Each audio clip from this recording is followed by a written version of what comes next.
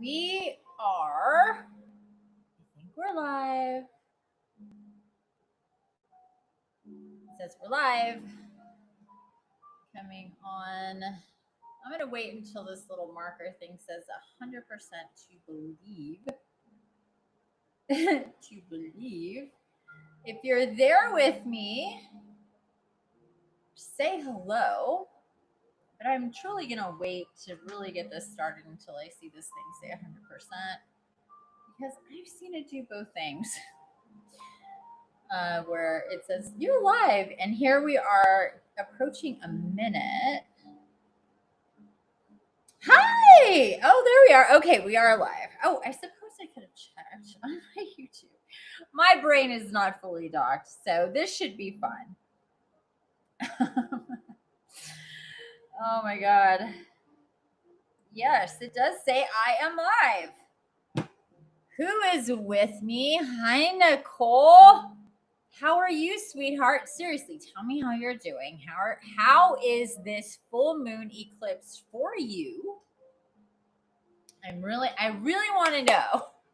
For those who are here, and I know that it's for now. It's just you, Nicole. So you're on the spot because the other one is. Oh, hey, Karen. One of these is playing on my bedroom TV. My dogs are in there. Actually, Chacho is out here. Cora's in there. Hi, Cora. I thought it would be fun to put me on over there and see what she thought. She has not commented yet, but yes, please let me know. How are you doing? Can you hear all of this fan business in my background? I should turn that one off because I moved my other swamp cooler fan that literally sits right there over by the bedroom. That's why I was a minute late because at the last minute I'm like, I'm not going to shut it off. I'm going to move it because it's warm. But let me know who is here. Welcome, welcome. Happy full moon. And if you can hear a fan in the background, if that's irritating, please let me know. I do have another fan going on that's right here. It's loud, but it works really well. So tell me who is here. Welcome to everybody who is here. Happy full moon. And also chime in and let me know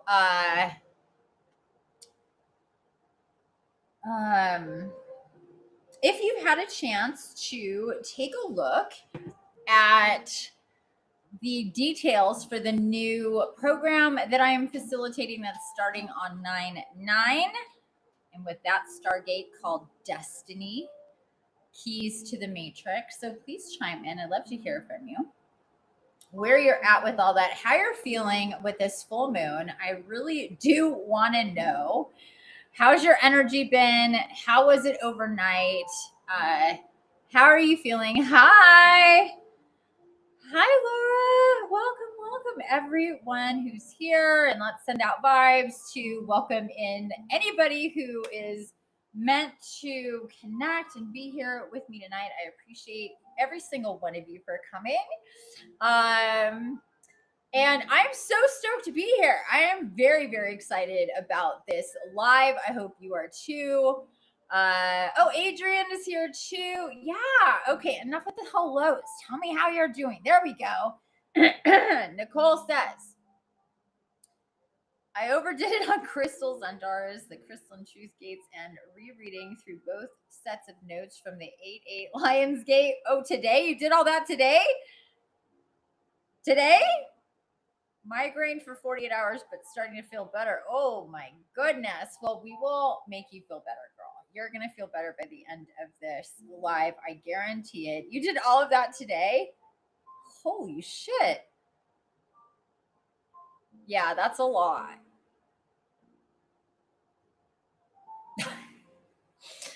I mean, it's all connected, but that is a lot. With these major solar energies of the lunar eclipse, we've had a big new 3 days ago. Okay. Oh my good lord. Okay, good. 3 days ago. Yeah, so there's been a lot of solar energy for the last basically started about 3 days ago. We started flares started happening more. We have more Earth facing, Gaia facing holes. And we've had a few CMEs. You've probably seen if you're on social media or looking at anything online where there's been a lot of videos and photos of aurora these last few days. Been a lot of aurora business, a lot of light codes streaming in, of course, right before and with this full moon in Pisces. Pisces is my moon sign. Who else is a Pisces moon or a Pisces anything? And anybody else? Laura, how are you doing? Adrian and Karen, please chime in and share. How are you doing? You're so funny. Cool. Oh, yeah, that is a lot. But you know, it is what it is. I don't believe in mistakes. I believe in, you know, learning through trial and error and going, okay. And here's the thing. Sometimes that might be okay. Sometimes that might not be okay. And you need to know the difference and how that feels. And we learn by experience, you know, it's just how it works, especially with all this spirituality stuff and understanding how all these pieces fit together. That's one of the things about destiny that is going to really, really help anchor in. But let's not get ahead of ourselves. Has anybody present had the time to review Destiny, my 3 articles, or even the first one? I know it's a lot. I know I just uploaded those, posted those yesterday. So let me know. Pulled that card from Kuan Yin on discernment last night. Cool. That's a great card. I don't have that deck. I work with Kuan Yin very specifically. And every time, because I've had a few clients that have that. I know Laura has that deck. Clients that are no longer around anymore have had that deck. And I love Kuan Yin, and I work with her. Yeah, I mean, deeply, but I have not been guided to get that deck yet. But I have seen it and worked with it through my clients having it. So again, thank you for sharing. In my Infinity's Ascension portal chat space, which is free, by the way, and anybody can join. Let me give you actually the link to that for anybody who wants to join in. I can get to it easy right here. Or if anybody else wants to drop that in for me. Oh, the odds are starting. Oh, the odds actually started a while ago, but they're in the round. Here we are. Chat. Oh, my ears are popping. Oh my god.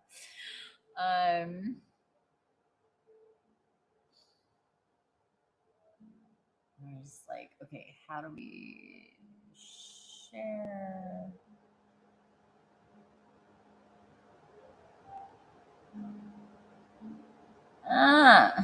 It's like every other thing in here.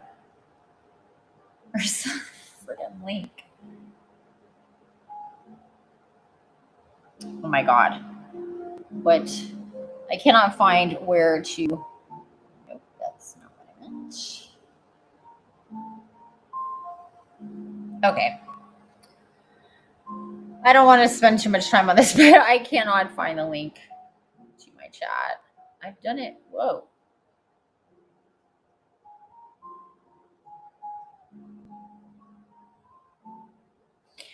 Yeah, I don't know. It's being stupid.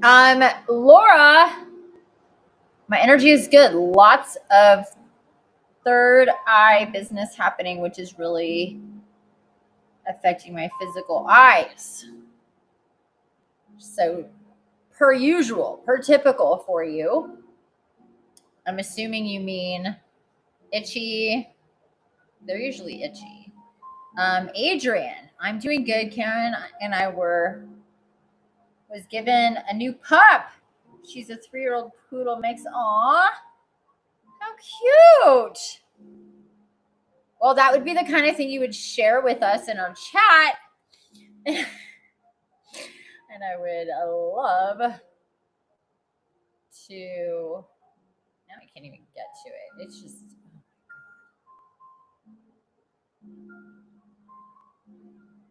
I don't know what just happened. Seriously?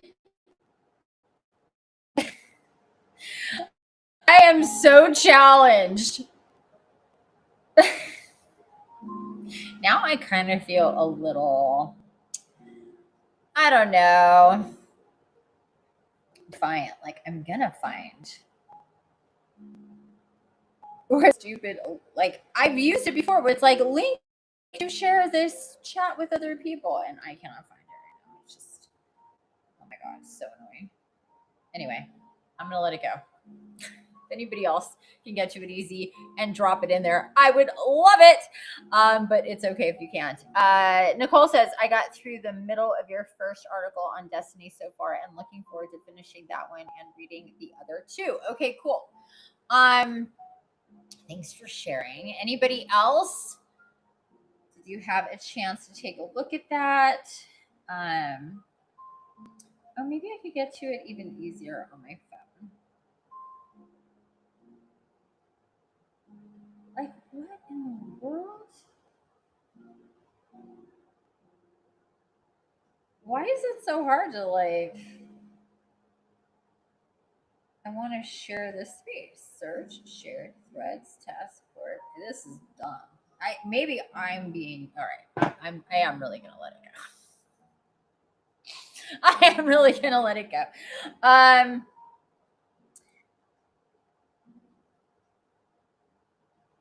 But in my next email, I will have this figured out, and I will add it to my next email, and you guys can join if you want. It's on, like, if you have Gmail, it's in your Gmail app on your phone. You can get to it from your Gmail on your computer, and it's the chat feature. And so you can make spaces, you can have chats between one person and you can have a group or a shared space, and that's where I had that space. I think like 4 people are in there. But I do post things in there. We do, like, Nicole's in there. Laura's in there. She doesn't go in there very often. Nicole's in there. The other Nicole comes in. And yeah, it just has not.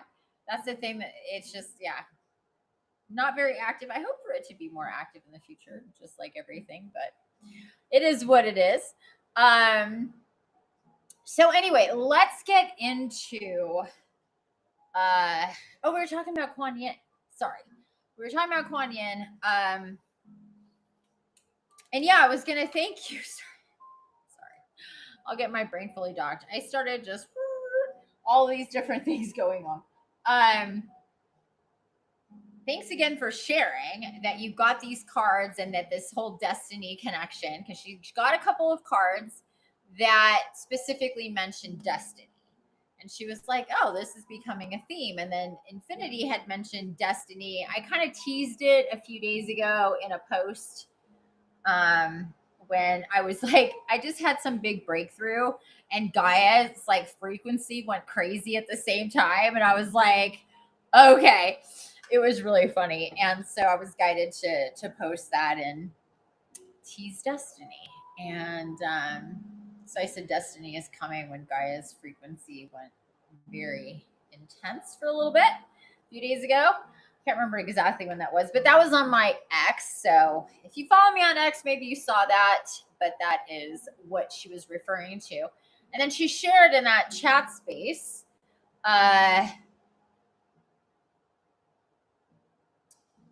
the images of the book where at the very, very beginning, there's on both cards, it talks about destiny. So very cool. That's the kind of shit you cannot make up, for sure. It is very connected, and it is um, something that, like I say in the article, just really popped on the Lionsgate when I was actually preparing for that live, and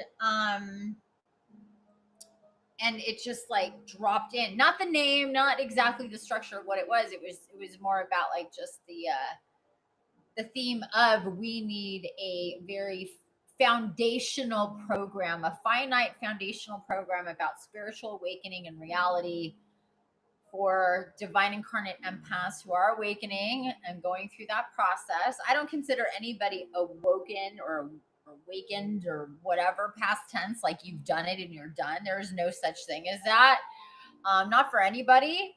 So we're in the perpetual awakening process, if that is what you're doing. And it's just cycles and thresholds and new levels and layers of consciousness and creation and connection and divine design and divine orchestration and all the good things as you move forward. And this year has been all about the death, truth, and rebirth. And that's what Nicole was referring to. She did there was the truth gates, the divine crystalline gates of truth, truth gates, gates of truth. That Archangel Michael came in with hot and heavy back in the middle-ish of April 19th to be exact. And a long channeling from Archangel Michael about the divine crystalline gates of truth and how that was going to be a big activator coming in on our dates 2, 4, 6, 8, 10, and then cycling through in the 20s, and these dates being really, really a big deal for activations for ascension in regards to truth on various levels, and that it was just a big ramp up in more intense ascension type energy.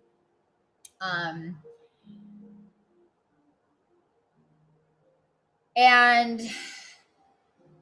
the cool thing about it is that it doesn't hit everybody the same on any given one of those activation days. It really depends on what's going on with you personally.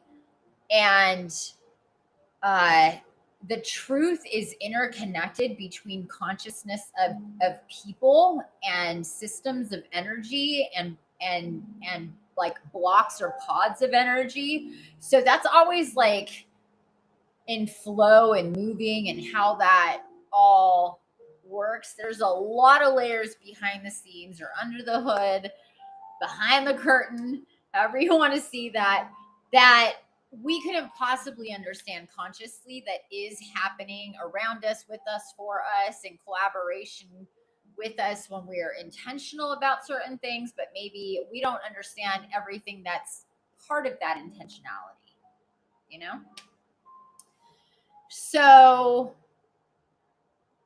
when we consider times like these, and what we've had this entire year has been just one big activation after another, starting with the very, very first full moon of the year came literally at the very beginning. I think it was like the 2nd of January where we had our first full moon, and then on 2/2 or 2/1 we had our next full moon, and a mass boatload of solar flares, like so many. I got a huge download that there was going to be a massive amount of light energy coming through. And I think it was like 5 or 6 days before that actually happened for the full moon, or on the weekend of the full moon. And it's been like that ever since. Every single full moon that we've had this year has been coupled with extra solar activity, extra volcanic activity, extra water-based activity, whether that was storms or floods, things like this. This is just a rearrangement of the elements, the environment, the light coming in. And we've been talking about the very frequency and the crystalline structure of water changing from before even the crystalline truth gate started coming in. But once that was active, and you can go back and look at articles that I wrote at the beginning of the year, I talk about all of this. So that has continued, and that is meant to reformat reality through the new crystalline structure of water, because everything that is alive has the element of water within it to whatever massive or minuscule degree. Now, I'm not saying conscious, I'm saying alive, like literally alive within this dimension. So, animals, plants, insects, down to microorganisms, anything that is part of creation that that needs or works with water to be alive, which is most things upon Gaia, or all things about. I can't think of anything that's alive that doesn't, at some level, have water going on. Now, that's different than conscious, because there's different elements and energies of consciousness that do not require water to be conscious. So there's two different things going on there, but one supports the other and vice versa. Not all aspects of Gaia that is conscious, like crystals, Andara, whether they were man-made or they were inactivated or they were actual galactic Andara that were brought here. And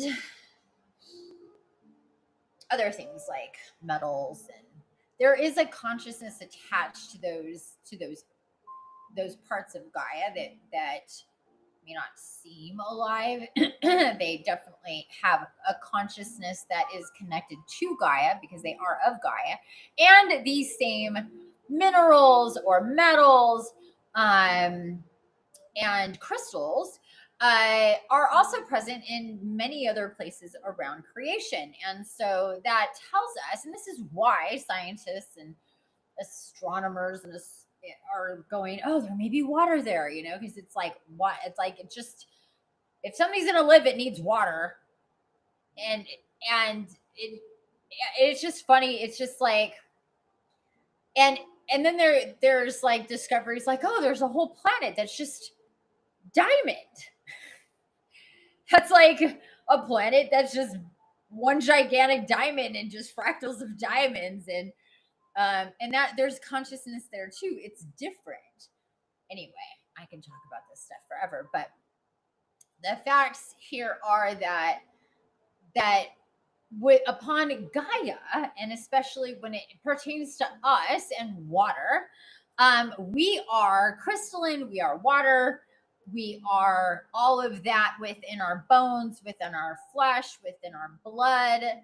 And that is also part of that whole shift of frequency and harmonics within water. That's within us.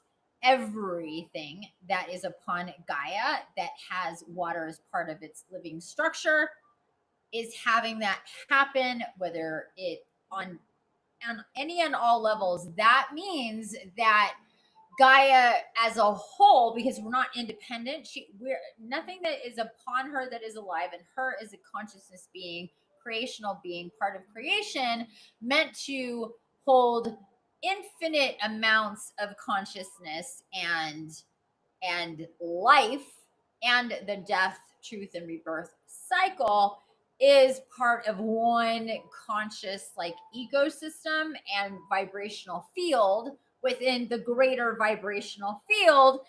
And when in order to raise the like all of our vibration and everything. And so just to keep it simple for right now.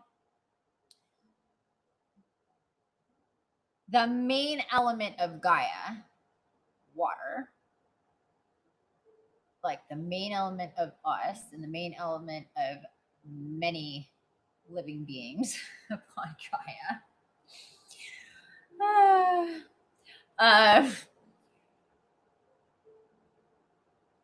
are shifting in frequency through that water to hold a higher vibration.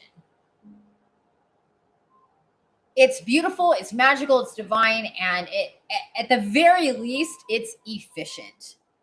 I mean, it's kind of a no-brainer. It makes perfect sense when you break it down why water would be the element that is the structure that holds all of this energy within the field of Gaia, be the thing that everything is changing through. Not only, but when it comes to the physical that needs to hold the higher resonance for the energetic and the spiritual, I can't think of anything that would make more sense than that. If you can, chime in. But that's the way Gaia is doing it, and that's the way we are doing it, and that's what's happening with water. And if you've noticed, water has been very, very prominent this year. Also, fire.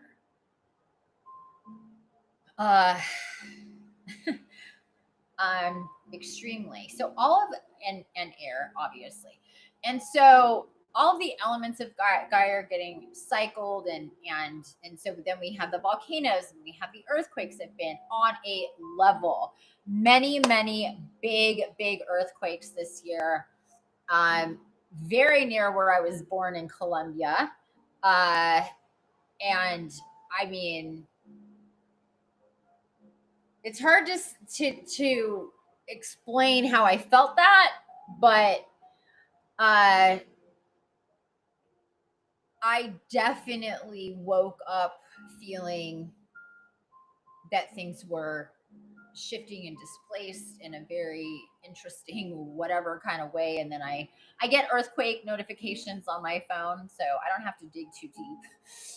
It was like, well, look at your phone. And I was like, oh, it's like kind of the same thing. You're like, and then you look at the Schumann, or you look at and see that there's a flare, or there's an earthquake. And it's like, okay, here we go. So anyway, there's been a lot of activity, to say the least, this year. And this year I've been guided to do things so differently. And everything is like moved in that direction. Very, very, guided. I don't plan anything. I just go as guided. And as time moves on, then all the pieces start to fit together, and then we see more and more of the tapestry and how things are unfolding. And there's been a lot of things being put together over the last year and a half on my part for what I meant to facilitate. And everything has been very much connected with the eclipses, the equinox, the solstice, and of course that coincides with the moon. So we cannot not have eclipses without the moon. When it comes to the equinox and the solstice, those are, again, extremely potent times energetically, because we're shifting into new balance and alignment and seasons and energies, and that means what's blooming and blossoming, that has something to do with what's happening, what's dying and taking its place, and all of that. These are the rhythms of nature as we know it, the rhythms of Gaia. But those are changing because, like I said, water is changing. So the water within everything, and how things rock and roll with Gaia are definitely changing, and with us. Now, this wonderful full moon eclipse is more water with Pisces. It's a Pisces full moon lunar partial lunar eclipse, but it's very, very close to full. It's 96%. And if you're basically anywhere from Texas and that line going up through like Colorado, New Mexico, Montana, I believe, and over into the east, you're going to get to see the full partial. Whereas those of us on the East Coast, from that point to the west, we're going to see a partial, but we're still going to see it, which is really cool if you have clear skies. So I hope you have clear skies. But even if you don't, and even if you can't see it, it's not going to be peaking in the east until about 12:13 in the morning, which cracks me up because 12:13 is my birthday. And 12:12 is Laura's. And so when I saw those, and then it was like, oh, in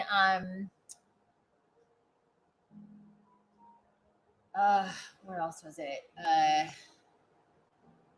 Somewhere in Canada? It was 111.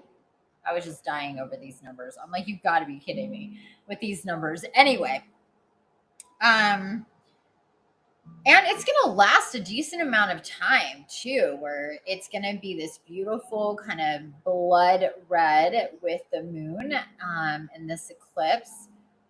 And this eclipse is really bringing us, this is what I channeled through earlier about this eclipse, a shit ton of divine feminine creational energies meant to connect you with nature. So we're going right back to talking about Gaia and nature elements and all this stuff. Water, anything that's connected to nature and water is going to, and being creational, being inspired by it. And there's so many different facets of nature that we can be connected to, inspired by, that we want to be in or work with, the medicine of. And I'm going to have a lot more on all of that coming very, very soon. More I've been working on to bring that I've been very, again, organically and divinely guided to move in a direction of much more nature and plant energy business. But I don't want to get into that today. We're going to let this complete eclipse cross over, and then I will be back very soon to talk about that. But that is coming very soon. Did I say very soon a few times? Very, very soon. So when it comes to what you're being guided to connect with this full moon, or to think about with yourself, is a greater connection to nature and Mother Gaia in the multiple ways that you can experience her, and how to approach nature as medicine as often as possible, especially as we move forward. It's only going to get more and more intense energetically. And if you're working with me in Destiny, we'll talk about Destiny very soon. But if you're working with me in Destiny, most definitely we're going to be talking about this more. And definitely when we get into the Phoenix next year.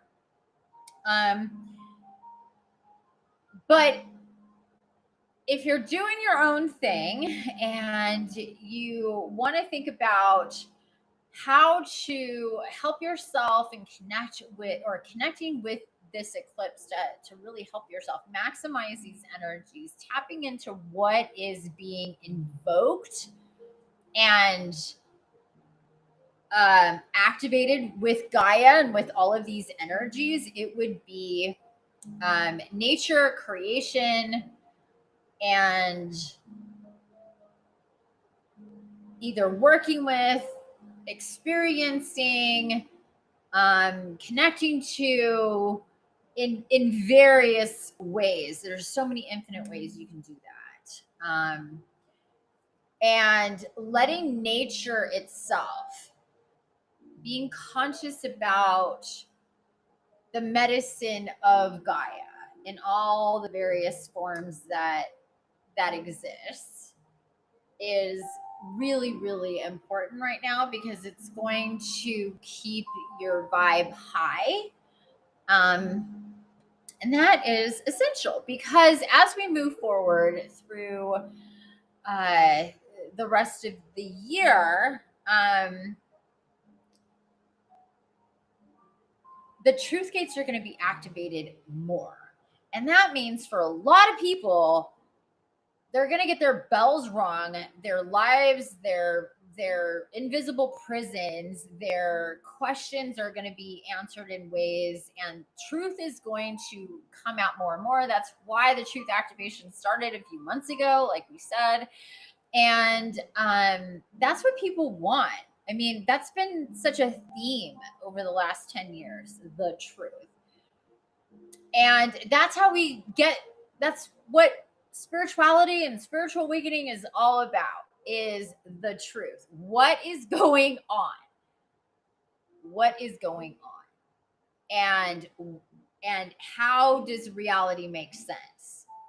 Or make it make sense, especially when you're going through spiritual awakening process. And especially if you're doing that very consciously and actively and intentionally, you're actually working on your spirituality, working on your spiritual connections, your physicality, your energy, your health, all of the, those things in the way that you're meant to do that. And you want to know the truth. That's the point of waking up, is to know the truth, is to understand reality, not the way we want it to be, but the way that it truly is, how things actually operate, what's in play, what I call see the full board. And when you're asleep or partially awake and not fully, like, let's really focus on what is real, what is illusion, what are programs, how am I vulnerable? How am I not sovereign? How am I controlled? How am I manipulated? What is the bigger picture of who's pulling the strings? What is involved in all of the things? Where do I fit in? Where's the all of these questions that most people just never get answers and never are fully straight and clear for more than blinks of time, and are typically, we are fumbling through life, just trying to understand day by day, trying to keep our head above water, trying to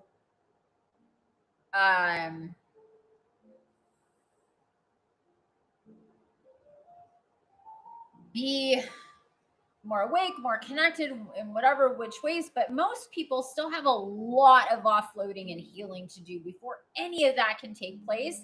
And they don't understand that. And part of all of that offloading is offloading of the programs that keep you limited and working from a false matrix of perception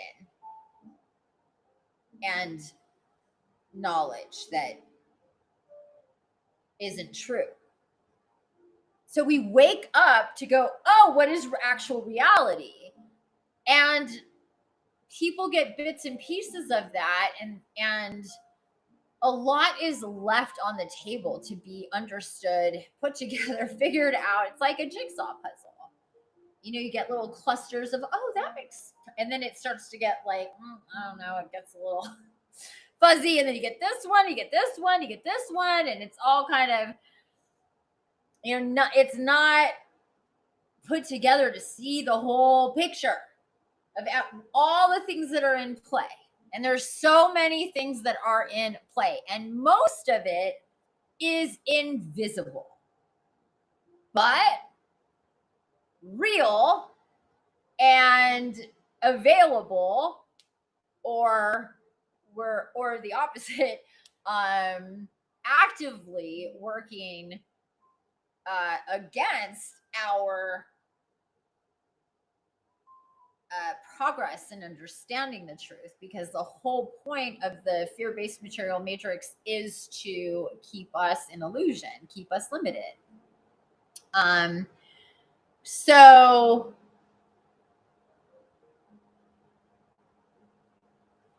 when it comes to this particular eclipse and destiny coming with it, which I did not plan like this. It just, this is the way it rolled out, literally.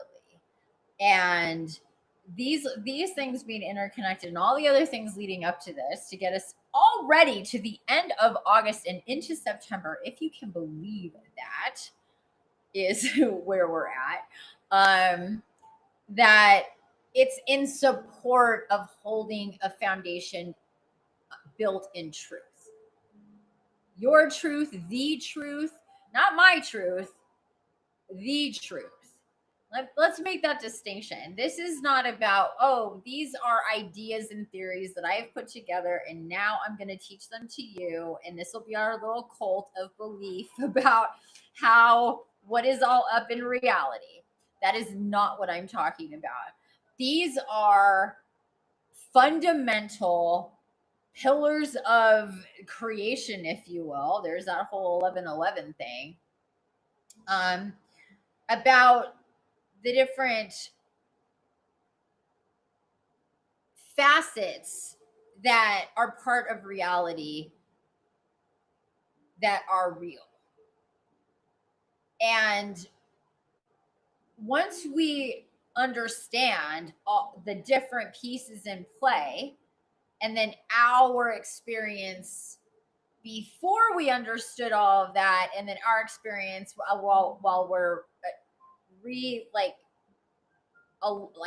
aligning with what is actually real and perceiving life from this point forward through that lens, and kind of going back at different points that you are guided to go back and remember things and see things from that vantage point, from that lens.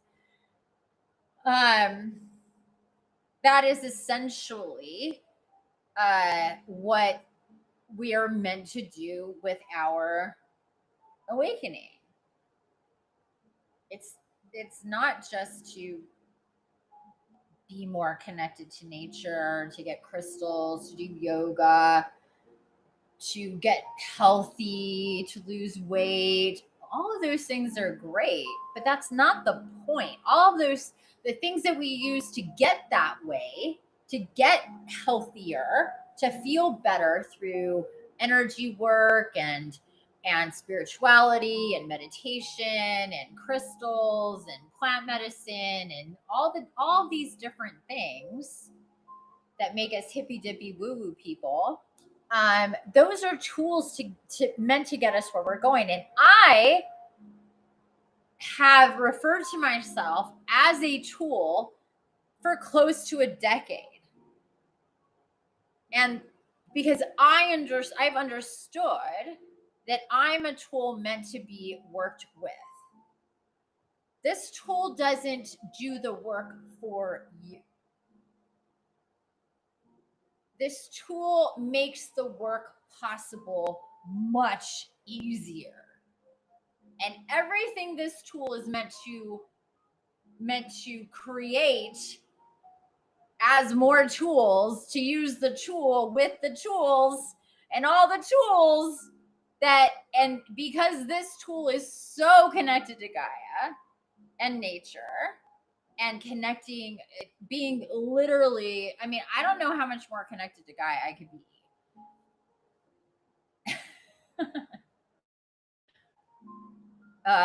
Honestly, we've been working together, me channeling her, me working with her in spirit walks and initiations and healing sessions, on lives, in groups, and especially one-on-one with her every single day. Yeah, this is like, she's the captain. And I am meant to, I guess, uh, help navigate the way that she wants to come through and help us understand through that connection. And everything is so very much based in that because of, I guess to me that makes perfect sense. But chime in if you have any questions. Everybody's being very, very quiet. Please chime in. Uh, and tell me how you feel about all of that. Have you been feeling nature more? Have you been more into the elements and working with the elements or animals or ecosystems or whatever recently? I sure have. For the last few months, I have been definitely guided to more nature of Gaia, just Gaia, the way that she's guided me to be with things and to get my little fingers into and to hold space for in various ways. And but the creational energies that we start, or that I specifically started this year, was big time with Venus. So it's huge with divine feminine energies. This is one of the biggest, like it's like Venus, Rahu, Venus, and Vedic astrology. So if you have any of that energy, you probably felt this year a lot of creational energies. It was a tidal wave of that at the beginning of the year, and then it shifted, but it's been a very, very big um, part of this year, and all of it building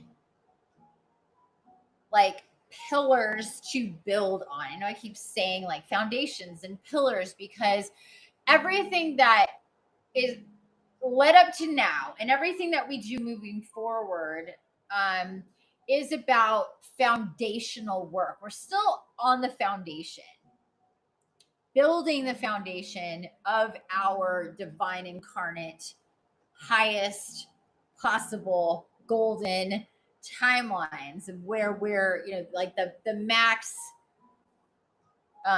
possibility kind of thing, the highest possibility. So it's the long game. It's not the short-sighted make me feel good, what do I manifest, how do I make life whatever. It's about focusing on your perception of reality and the truth, and working through how that needs to anchor, integrate, activate, heal. And everybody is resistant in different ways to reality as it is, and the unseen, and what's in play. And it's easy to be in denial in various ways with a lot of things, because in this reality, we are given a lot of reasons for the way things are that have been accepted, even if they don't make sense. And that's how society is. And that's how we've thought about a lot of things, about ourselves, about people, about systems, about all sorts of stuff, about creation, about space, about planets, about fucking everything.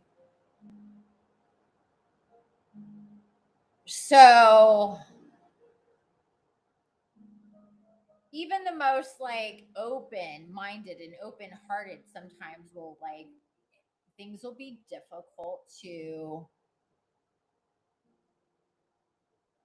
accept accept and change, and then it just takes time to get that going. And it's different for everybody, just depending on your own life circumstances, your relationships, what you've been through, what wounds still need healing, what is still working out in your present from your past, all of those things. And then the other thing is just the idea of moving through thresholds of shifts and change, evolution, in the way that you're meant to evolve. That's all part of that, because you just don't it slices and it's threshold after threshold. Like one lets you get to the other and the other, and it's a process. And anybody who's been at this for a little while, even if it's just 6 months, you can go, oh yeah, this has been like, let's go back in time and think of me and my perception and who I was and what I was and where I was and how I was and all of those things. And yeah, sometimes things move forward and move back and shift and change, and it's never a straight line. It's never super easy for anybody. It's challenging. It's hard to consciously want to reset your reality with the way that it is. And the thing is about all of this is, and with Destiny, the program, Keys to the Matrix, it is about um, not telling you how it is in your life, but telling you how it is in the big picture, and then you seeing how that translates in your life. And then the Phoenix coming next year is going to be much more self-centered work, and the perfect thing to move into after we get done with the bigger picture. So that's what Destiny is. Destiny is about needing to understand the big picture before you get into the nitty gritty of you in the big ways that you're really, really meant to change. Because if you try to do it with the inverse, that's where it gets super hard for people. And that makes sense, right? How can you effectively, efficiently, clearly, substantially shift and change your reality and move you into your highest timelines if you don't see everything that's affecting you and your timelines and have been? It's like, again, the Matrix and Neo, and why that is such a big deal, and why it hit the way that it did. And the themes of the Matrix movie is about waking up, and is about Neo having to understand reality and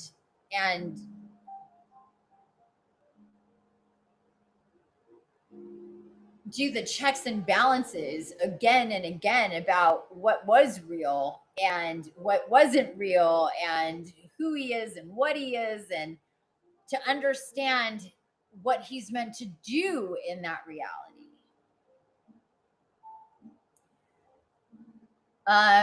So it's exactly that, and that's why the Matrix actually exists in the first place. It was created, divinely created, as a tool to understand reality, and that our energy is being used to cultivate in ways that we don't understand. Firstly, that's real. It's not exactly the same way as in the Matrix, obviously, but it's similar. It's similar enough. And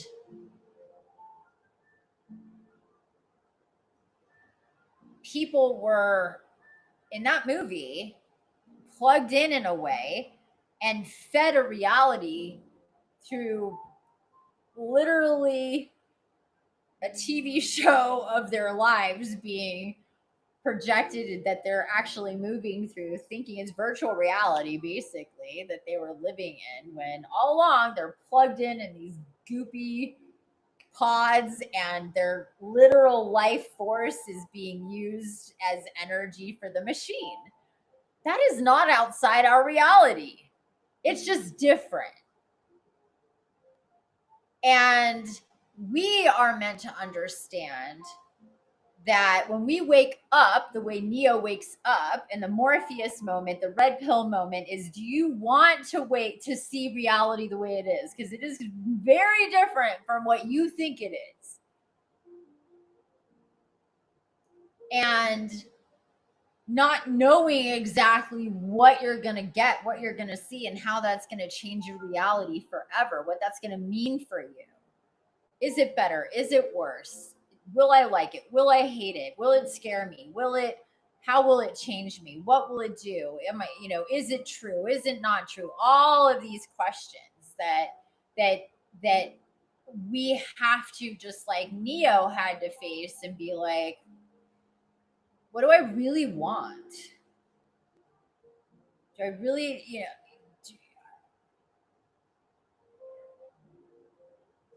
what's the most important thing? Being comfortable or knowing the truth?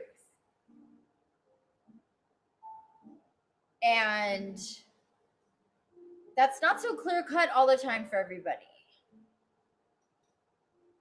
Most people don't know that there's even a thing to choose in the first place, but there is. And destiny is that choice. So let's just move into destiny from here. Destiny Keys to the Matrix is exactly that. It's a choice to know the truth, and for you to for the layers of reality to be painted for you and all connected so it makes sense for you. And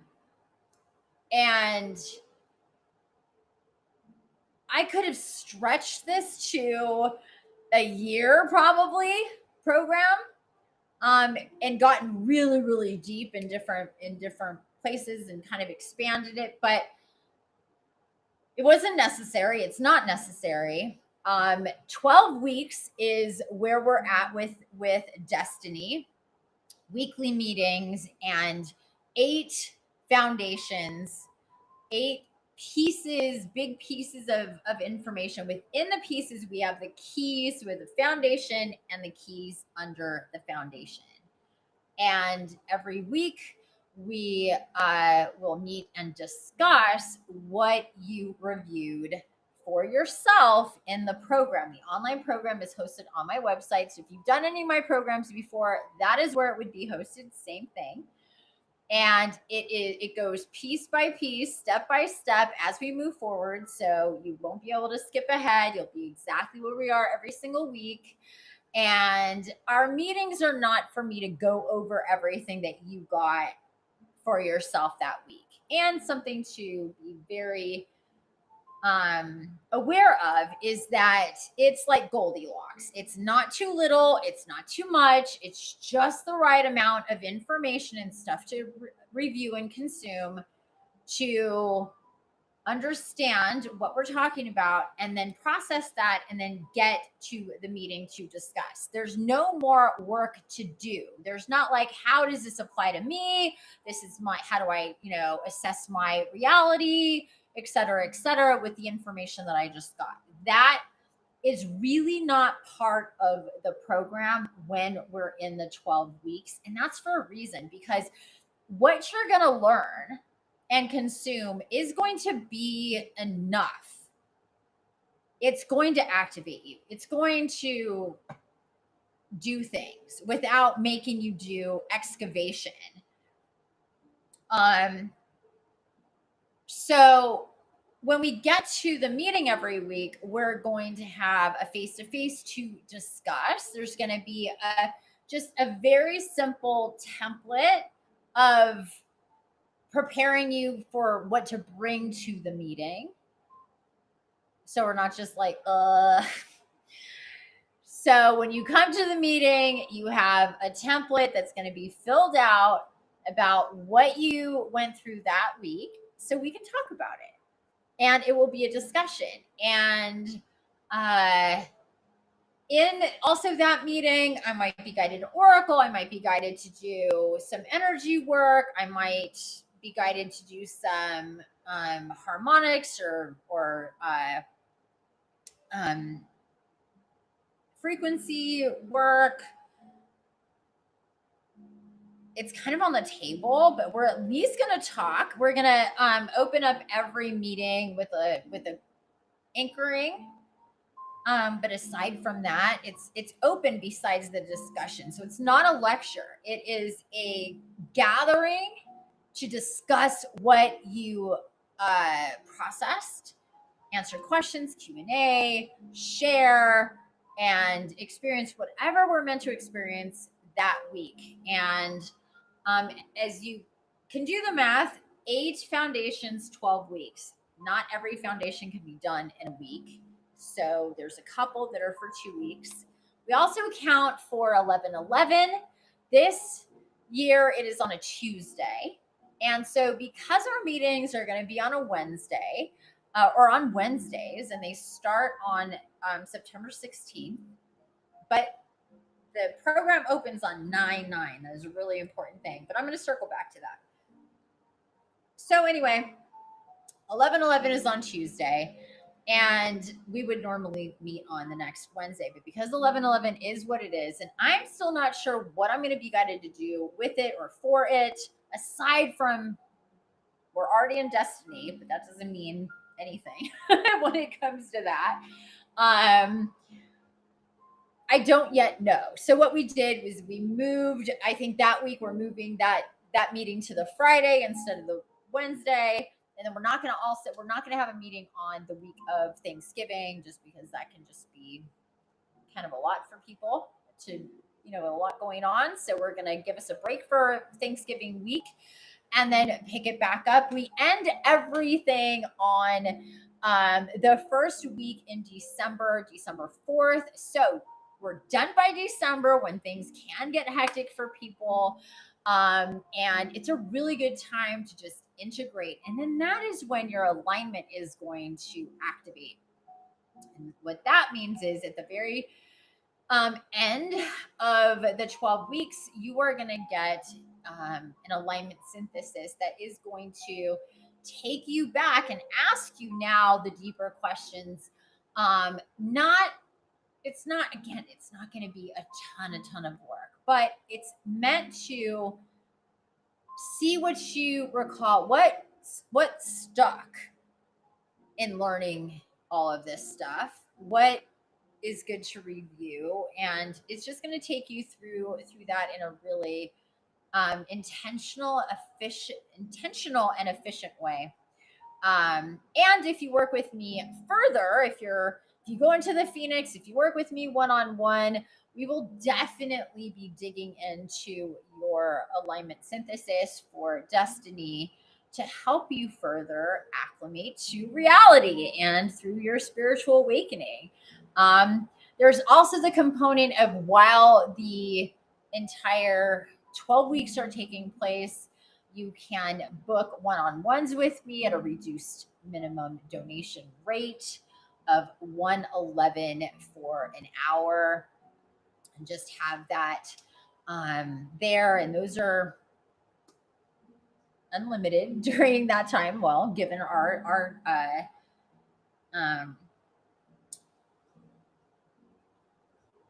my availability. Sorry, I'm like, how do I speak? Yeah. And let's see what else.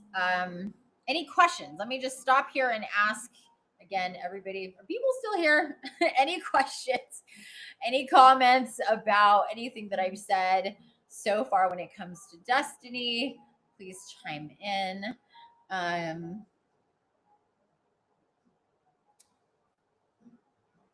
And I will gather my thoughts. I guess the other thing would be the whole divine reciprocity, paying for, and the cost of destiny is done in minimum donation, divine reciprocity. And this is not the kind of thing you just go to my website, click join, sign up, and get going. This is much more intentional. I have been guided to create a different way to participate in destiny, and that's basically stating your intentions. If you're going to be able to pay the minimum all at once, if you want to pay more than the minimum, and the minimum is $2,468, and you keep access to the entire program, everything that we did in the live is going to stay for you and your access to go back and review anytime you want. So it's lifetime access. Keys to the Matrix, all about reality. If you ask me, that's quite the deal as a minimum donation. And also with the divine universal reciprocity principle that I have worked for a very long time. And the way I've been guided to work is that nobody who wants to improve their lives, to heal, to ascend, to connect, to evolve are gonna hit a wall when it comes to money and working with me if that is what you are meant to do. So I am guided to accommodate, not by devaluing the worth of the experience that you have and go through with me, either in group like this or privately or whatever, but to extend time to pay. And that makes things a lot more doable for people. And you can read more about that on my website when it comes to the that entire process. So I don't want to spend too much time, but essentially we need to heal the money wound. And when it comes to healing, the money is directly involved in that. And it is in divine reciprocity. The more money I have, the more I can do, the more people I can hire. And I do everything myself still. There has been pockets of time where I have had some help and I can pay, but very little for a very short amount of time, or people have just, helped me here and there. But for the most part, I do everything by myself. And that's why it's been, I'm not complaining, but I do need money. I do have to pay for my space and funding and keeping everything going and doing. And the truth of the matter is since last year things have shifted, and I have been behind. But also it has been exactly the way it is needed to be. Healing the money wound doesn't mean that everything's perfect all the time when it comes to money. It means not letting money scare the shit out of you, and being in a place of awareness and control, and healing that money wound comes with a lot of different things, especially when you do something like I do. Like if you go to get your car fixed or get your nails done or get your hair done or take your dog to the vet or whatever, it's different than the work you do here with me. And especially when I'm involved in that work and we're working together, that's a lot of energy and spiritual bandwidth and mental energy, even when you're not around, and whether it's a group or a one-on-one, and just all of the things. And when it comes to the level that I work at and what is all involved, and most importantly, the experiences and the outcome that you get when you work with me, is at the highest of levels. And when it comes to what experts charge, it can be a lot. And I definitely could charge so much more. But what I'm guided to do is be guided, and let the guidance come through for what is appropriate, and honor that. And then at the same time, like I said, not diminish it by discounting it to accommodate other people, but by giving time. And I am willing to work with a wide range of time for the individual and what each individual needs are or your situation is. And yeah, so with that said, there's a process of intention to go through if you want to participate in Destiny live with me. This is the inaugural Destiny voyage that we're going to be going on. Of course, it's brand new, so that goes without saying. I don't know when I'm going to do another live one. I do know that I am going to offer it as a do it yourself replay kind of way when we're all done. So probably in January, maybe sooner. I really don't know. I know that I will be, but then you'll be watching what we did. Like you'll be watching the replay of those weekly meetings, um, and whatever else is part of it. Uh, the minimum donation is not going to go lower. If anything, it'll probably go higher because then the whole system and body of work and all the extras of whatever are probably going to be integrated into that, maybe some other things. So if anything, it's not going to be like the replay is going to be less expensive than the live. And in the live, you're going to be able to be there and interact and ask your questions specifically. But this is what I've learned when it comes to Q&A and live versus replay. You're meant to experience it however you're meant to experience it. And we have, you get questions answered that you didn't know you had by watching other people. And that's what's so cool about it. I think the best way, or I know the best way to work with me to help yourself is a combination of both solo work with me, so you're the focus, and also group work with me, so you can have that dynamic with other people as well, because it's just an important thing to experience, I believe. And I can see how having both really helps people. So anyway, there is that those parts all in there when it comes to Destiny, and uh, yeah, I am not here to take it apart piece by piece and go into each part of Destiny, what we're going to be getting into, and all of that.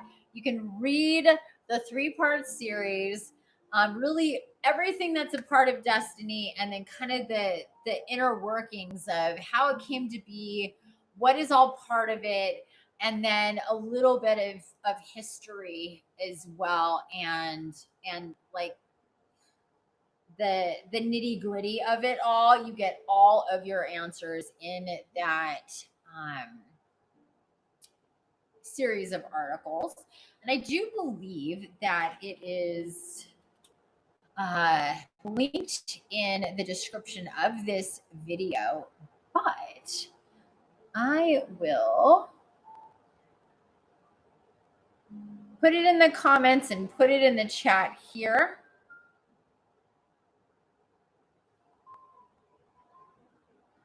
And there's even a little kind of Q&A for yourself in part 3, just to kind of help you get your bearings on if this is something that you should consider doing for yourself. There is a link in the chat to go directly to part 1 for you to read about that. That is the longest part 1. But you get all of your questions answered as far as what is a part of that. But we go through so much in this program.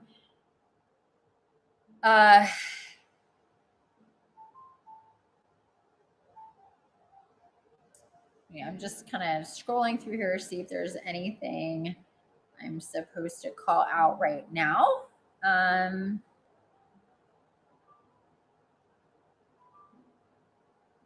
Well, I guess I'll just go through the foundations real quick. And there's eight foundations in Destiny. So we have the self is foundation 1. Remembering your true nature. Why you? Why now? Why are you here? Why are you awake? What are you doing incarnate? What are you supposed to do as a divine incarnate waking up? That's what we get into there. The foundation number 2, the architecture, awakening to the multi-dimensional reality. So what are you actually waking up to? That's important to know. Foundation number 3, the energies, understanding the forces of creation, the divine incarnate empath body, your vessel, how it works, how it operates energetically, spiritually, mentally, emotionally, how it's different from a non-divine incarnate empath, and how it is your vessel, your tool, your thing to understand the most about, because that is so important as you move forward, because it is really the diagnostic of reality. And you've gone your whole life mostly not understanding that diagnostic, most likely, or it being unclear, confusing, painful, ill, diseased, chronically fatigued and in pain, et cetera, which is something so common for divine incarnate empaths. And then we have foundation number 4, the connections. The connection, seeing the web of all that is. Your life is architecture. Oh, and let me just share the screen.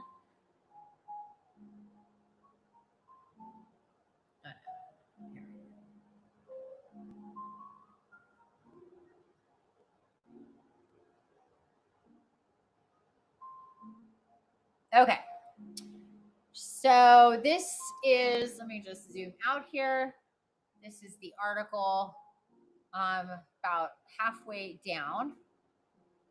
And we go through just down. Oh, I'm looking at the picture, but they're all down here too.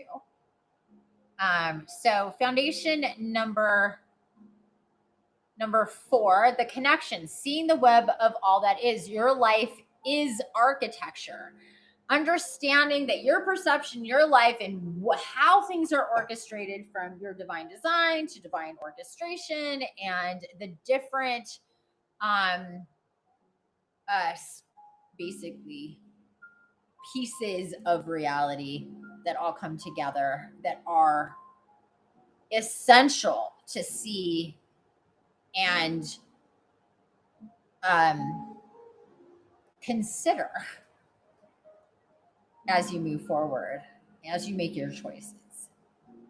Okay, then the foundation number 5, the transformation, clearing, healing, and rewriting your reality, divine design in motion, how you're meant to shapeshift your physical body. And basically it's kind of like you're a computer, you're an organic computer. You came with viruses, a bunch of bogged down crap in your system, and programs that are outdated that need to be deleted. We need to reformat, we need to reinstall, we need to reset, we need to restart, basically. And how is that connection? How's that all what you've experienced, what your reality is, and how we redesign it based on your divine design. Okay, then foundation number 6, the integration, anchoring your light on earth. What is actually happening during your spiritual awakening, and how does that affect the greater whole, like I talked about a bit earlier? Okay, then foundation number 7, the purpose, discovering and living your divine design. Your purpose, conscious creation and participation. You're not meant to be a lone wolf. You're meant to co-create with reality, with Gaia, with others, with many others that you can see and not see, but feel, that love you, that you can, interact with in various ways, and people in the flesh as well. What are you supposed to do? Now, let me be clear here. This is not going to tell you specifically what you're supposed to do, But this is going to tell you what you need to do to live your purposes, life missions, plural. How you're meant to be a conscious co-creator with Gaia, with your soul, with divine design, et cetera, through the foundations and the spirals of reality. Then we have foundation number 8, the mastery, living and creating your reality, the living map, how it all fits together, and how that becomes your foundation, basically. So we go through all of these, and each one of these have several steps to them. Like I said, some of them you can get through in the week, and you're meant to get through in the week. And some of these you are going to take a little bit longer to do, but most of them are in the week. And like I said, it's Goldilocks style. We are not dragging it out, or just to make it more for any reason whatsoever. So then right underneath that, your participation in destiny includes complete 12-week destiny online program that you access. You log into my website, access the program, and it gives you step by step, piece by piece. It's all very techie and wonderful. Your live group guidance with me. Those meetings are going to be scheduled for 90 minutes, and we could go up to 2 hours if it's necessary. So we'll schedule for 90, but keep it open. It could go longer. My groups are typically small anyway, but let's just say I get an influx of all you people that want to join, and there's 30 people. If anything, I would split this up into 2 or even 3 groups if that many people showed up. But most of the time, what I do, at least in the reality that we're in now, are for the few, not the many, because of the nature of what I do. I do know more and more people, especially when it comes to destiny and then the phoenix and whatever else is meant to come. More and more people are meant to be part of it, to grow and maximize all this wonderful energy that we cultivate. But it is intense, and it is very life changing, and it does activate. And yeah, the medicine isn't for everybody. So, but the meetings and the groups will be small. So you're not going to be hiding amongst 50 people and maybe, not called on to talk. My groups are small, typically under 10 people, sometimes 5 and under. So they're very small. People get a good amount of time and space to interact with me and talk with me and all of that anyway. So there's that. Direct access to me through the 12-week experience, through our live gatherings and our private community that we're going to have. That private community space is going to be open through December. So as you're working through your alignment synthesis, you have the month of December to pop in there, to share, to ask questions, all that good stuff. But there is a finite time to that. So we end 2026 at the end there, closing that community. You can still be part of the larger open free community, and of course join anything in the future. Now you also get to view the recordings of the lives. Hopefully you'll be at every single one, but in case you're not, you can watch those the next day. Also, notes are going to be part of them as well. Meeting notes and supporting materials. Here's the next one. Gemini automatically creates notes, but sometimes for my initiations, for groups, for experiences with my clients, I'm guided to take it a step further and create and generate deeper notes through my long-standing relationship usually with ChatGPT is who I use when I'm going to be getting into extensive notes, and it knows exactly the formula for the most part the depth that I like to go in. I always have to sculpt a little bit, but we get there, and they're extensive. Like the notes for the Lionsgate are plentiful. So nothing is forgotten. So you can go through the experience and then go back to the notes and remember key points and stuff that we talked about. And it's so, so helpful because it's easy to forget, especially with the spiritual stuff. It's kind of mystical. A little bit. Okay. And then there will be some pre-recorded videos that are part of the program that you'll watch me talking to you without us being live. Just so to give you the information, not have to talk about it in real time, so we can maximize our one-on-one time together for discussion instead of lecture.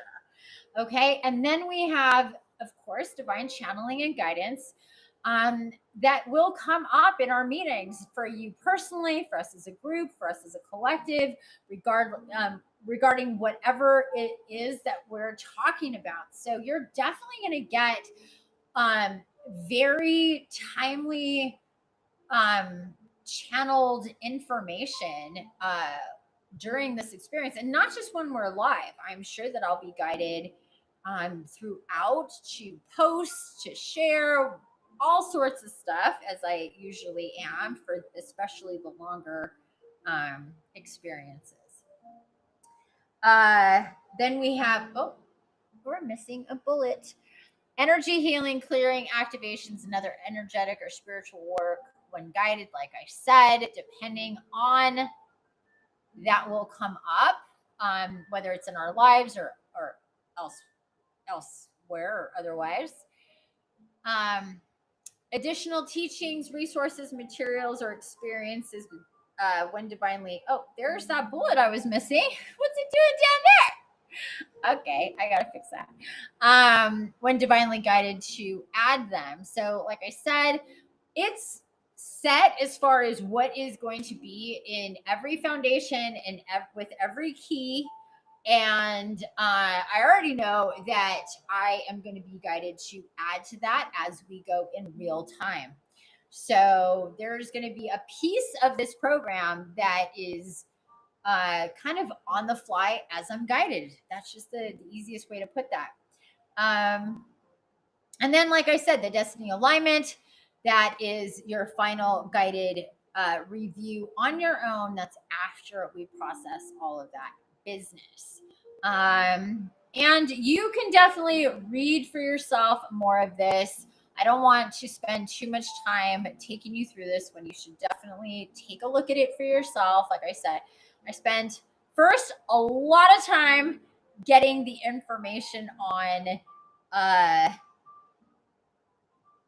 what destiny was, what was all going to be part of it, how it was going to be laid out, what everything, just all the nitty gritty, and then explaining it. So that is destiny. But again, I do highly suggest that you take a look at it for yourself. And follow the instructions for reaching out with your intentions to join me. And it's coming up soon. We start our very first actual meeting face to face on Google Meet at 5 p.m. Pacific on Wednesday, September 16th is the very, very first gathering. And then but the week before that, on the 9th, is when the very first foundation is available for you to. So you have that week essentially. And then that next Wednesday will open up the next set, or at least the first part of the next set. on the same day that we meet to review the last week. And that's how it goes for 12 weeks, all through fall. So we're going to be meeting all through fall for Destiny, with Destiny to, and it is our destiny to do so. I cannot get enough of Destiny. I love it so much. So that is essentially what I'm guided to get into about Destiny today. And lastly, just to say, I am super duper excited about this program because it is so needed, and it's going to be so valuable and so helpful for those who decide to take part in it. Again, it's not for everybody. In large part, what I do, what I provide, what I facilitate is not for everybody. It's definitely off the charts when it comes to its depth, to the wooiness, the channeling, the divine connections, and what it means for you as you ascend, heal, shift, integrate, activate, become more conscious with yourself. There is no doubt about it. And again, that is not meant for everybody. So, with that said, we are going to close this out with an oracle message. But this would be a good time to pop in with any questions or comments that I always appreciate. But, not going to force anybody to do that. And then we're going to get going and get on with our whatever you had planned for your full moon eclipse here in Pisces. Super watery, super psychic, super spiritual, super aligned with clarity and truth, divinity, divine feminine, creation, sorting out, organizing, all that good stuff. And I did pre-grab. Oh, I did want to show you this. I picked up this deck. This is my Divine Feminine deck. And this is another one of those decks where it was like, I thought I was going to work with it all the time.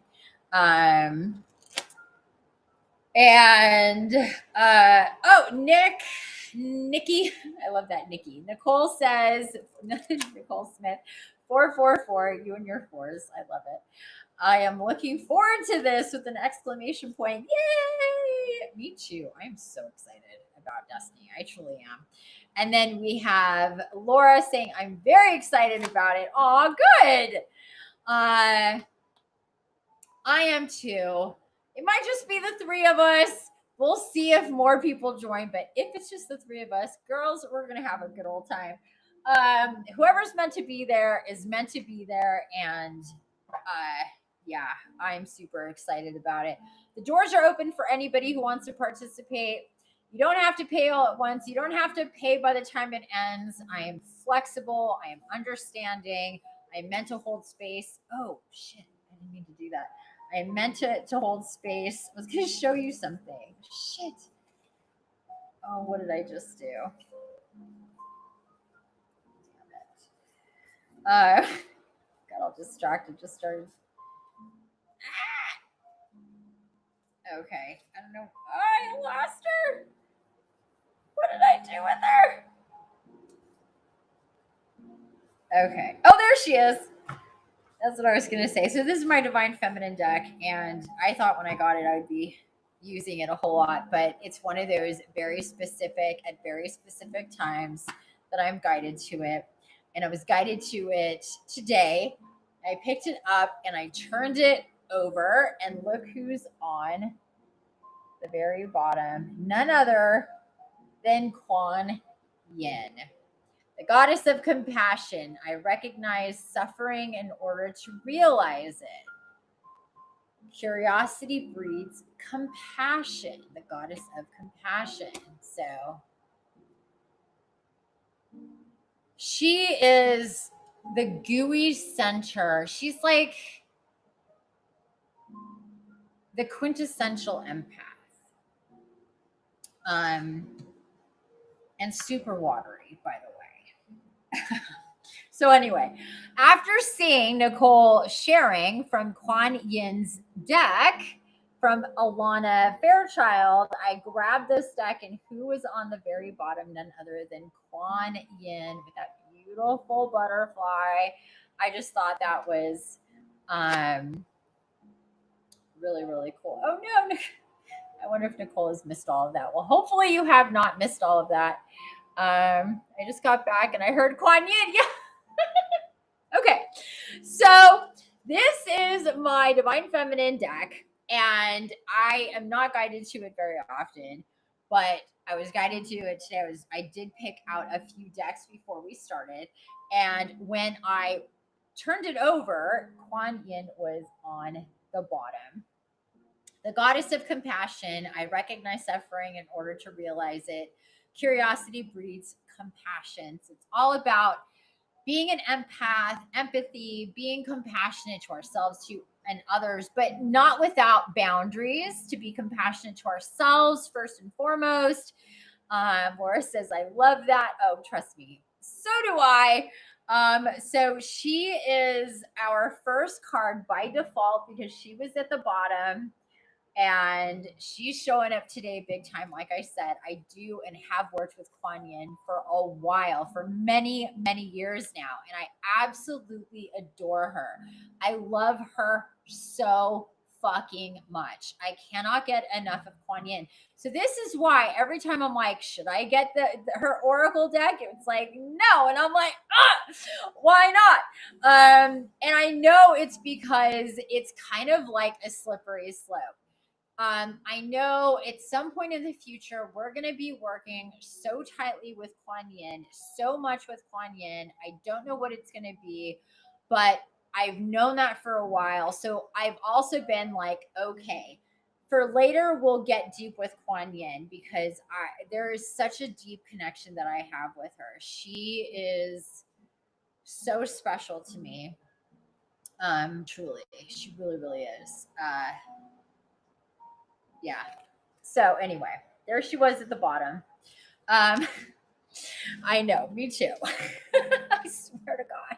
I was like, oh, my Divine Feminine deck. We haven't looked at this in such a long time. I love it so much. And I'm like, oh, what's at the bottom? And there she was. I don't do that very often where I just automatically, I'm not one of those people who automatically looks at the bottom card of my deck when I work with it. Only when I'm guided to. And there we have it. She was all about it. And really, this compassion business. And I'm going to read. Oh, shit. What did I do? Oh, I dropped shit. Okay. What's new? Always. Oh, shut the fuck up.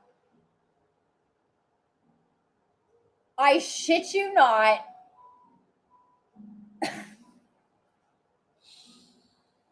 Look who I opened right up to. There's no marker there. There was no, I swear to you, opened right up to her. I told you, once she starts, it gets really, really with her. So here we are. Can't make this shit up. I do have to turn this down a little bit because my eyes are kind of. Okay, so we're gonna read from this. Oh, and guess what? Page 104 or 14. Let me tell you something, Nicole. Ever since you were like so many 14s, I have been seeing, I probably have so many screenshots of 14s in one way or another, or 1-4 or the 144 or the 14s. Since then, well, not that it was new, but it really ramped up. And so here we are again. Here's another synchronicity with the 14. She is on page, oh, can you see that? 104. Why is that all weird? 104. Okay. That's a lot. Whew. So, the goddess of compassion. I recognize suffering in order to realize it. Curiosity breeds compassion. Yes, I know. Isn't that like, I know, can't make this shit up. It just continues and continues. I am going to use my light because I don't want to use my glasses, and light always helps. Okay, here we go. who she is. Kuan Yin represents the presence that listens deeply to our prayers spoken from the heart. Kuan Yin, or Kuan Yin, so either with a Q or a K, is an incarnation of oh, this is a lot. Avalokiteshvara, the Buddhistava of compassion. She is known as the goddess of mercy and is considered to be the most beloved Buddhist deity. Her name translates in Chinese as the one who perceives the cries of the world. She is often compared to the Virgin Mary in Christianity because she intercedes on behalf of those who call out to her with humility and sincerity. And I know you, as I, have a very strong connection with Mother Mary. Scholars believe that the Buddhist monk Kumarajiva was the first to refer to the female form of Kuan Yin in his Chinese translation of the Lotus Sutra in 406 CE. She's associated with the number 33 because she appears 33 times in this sacred text. The Lotus Sutra reveals that the mudra most often associated with Kuan Yin is the Yoni Mudra. Her cupped hands symbolize the womb to remind us that we all enter this world through the female form. The Buddhist saint Myoshan is believed to have been an incarnation of Kuan Yin. Kuan Yin was originally worshipped as a male deity, but at some point during the Northern Sung Dynasty from 960 to 1126, Kuan Yin began to be worshipped as a female. Myoshan is believed to be the cause of this transformation. The legends of Myoshan, and that's Miaoshan, contain beautiful accounts of her saving sailors from drowning in rough seas. Kuan Yin is associated with jade because of its protective properties. In this case, it's said to help with going underwater, both literally and figuratively, drowning in the ocean or in a flood of emotions. And here we are again with big time water energies. Like, how much have we talked about water tonight? Honestly, just saying. When your soul selects her card, Kuan Yin is about the deep medicine that comes simply from being willing to hear. Wait, sorry. I'm going to start over. Kuan Yin is about the deep medicine that comes simply from being willing to hear witness to someone else's pain.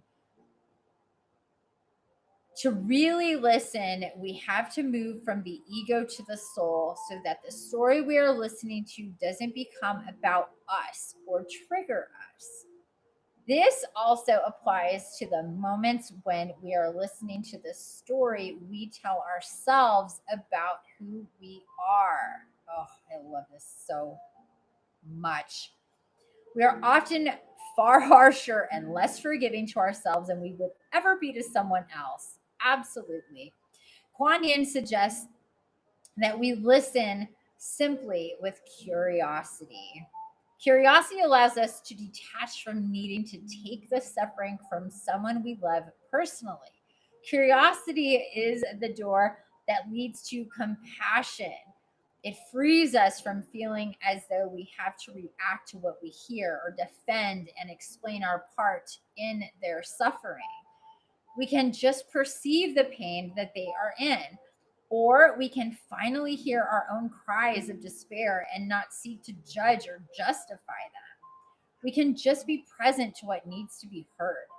Kuan Yin is the powerful energy of giving witness to our own or to someone else's suffering, often just A calm, abiding presence of compassion is all that is needed to transform the suffering into clear light. Soul voice meditation. What pain or suffering can I listen to now with curiosity and intention? I recognize suffering in order to release it. Curiosity breeds compassion. Again, what we start with, we end with there. So, oh, and the very next card here, or in the book, is Myoshan, which was mentioned with Kuan Yin.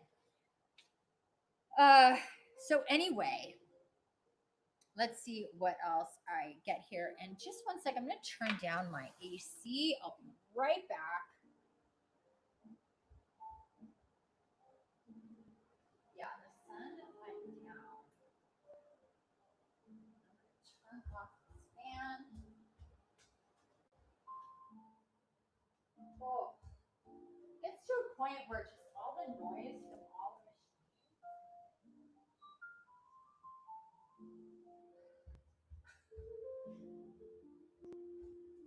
all the noise from all the machines tend to get to just it's a lot.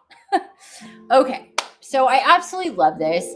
I love that it's about compassion, curiosity. So at the end of the day, what is destiny? Destiny, and essentially this full moon eclipse is about being curious to expand ourselves, like to want to have that passion and compassion and curiosity to not let what we know that God is here or what formed us to this point um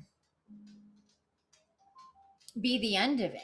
And that's why it's like that divine feminine and the divine creator, the child archetype and energy, the divine child, the divine creator, same thing, one and the same. And that divine feminine energy is part of that receptive and then abundant energy.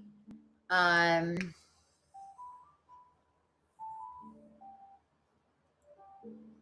oh,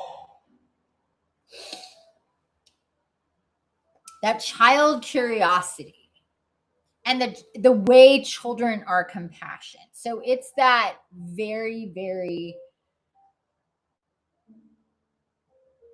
it's almost like the divine feminine and Kuan Yin, but she's like coming through as like child Kuan Yin, not as like older feminine like woman Kuan Yin. She's showing me her child self, that and the way that we as divine incarnate empaths are so compassionate, especially as children, when insensitive, compassionate and sensitive. And also there's that part where we're like super hard on ourselves, or we'll put ourselves more through what we'll ever expect anybody else to do or be put through. And it's really about giving, it's very self-centered. She's coming in with this very, this is about you. This card is talking about being compassionate to others and listen to their suffering and and all of that, but without taking it on. And what she's coming through is, yeah, that's true, but we really need to focus on this self. Is very self-centered. Really, a lot of the work that I do is very self-centered. It's meant to be, because that's how you advance, by being self-centered, not in a bad way, in an intentional way to take care of you, to sort your shit out, to be compassionate and curious about you yourself, your divine design, what you're meant to do, to be curious about what your how it all fits together. That's very destiny. Destiny is about figuring stuff out and being curious enough to want to know it all. Like I said in the beginning, you need to want to know the truth, and that essentially you have to have that chip in your divine design that is about curiosity. You're built to want to know more and to dig deeper. That not everybody has that, and not everybody has it to such a degree.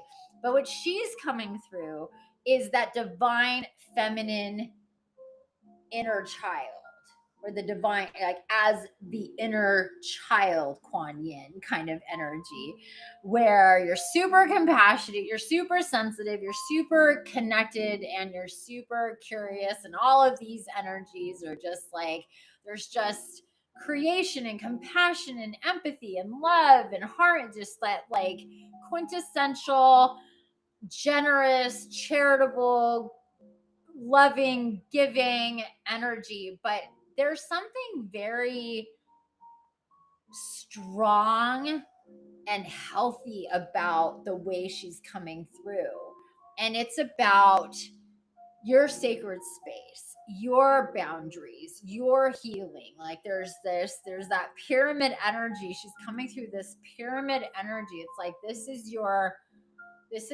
the space of like temple space when it comes to the focus of healing and spirituality and spiritual connections to the divine, and all the different ways that the divine manifests through the way how we incarnate, and what is in the material, and what are meant to, how these pieces are meant to be put together to bring divinity into our reality, bring the divine into our reality. First, we got to anchor it through us, through love, through compassion, but not without boundaries, not through any kind of self sacrifice or martyrdom.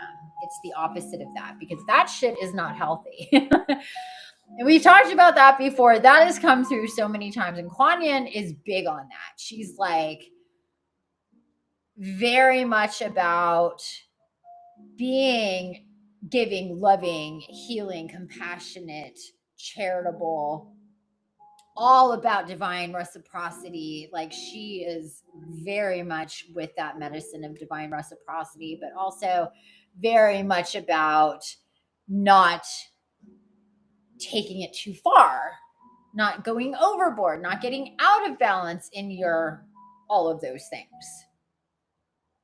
Because then that there's something that's, something we're overcompensating for. We're not taking into account the balance of things. So she's very much about the balance of things when it comes to compassion. She even said it was even said, this isn't about like over it, or what was that part?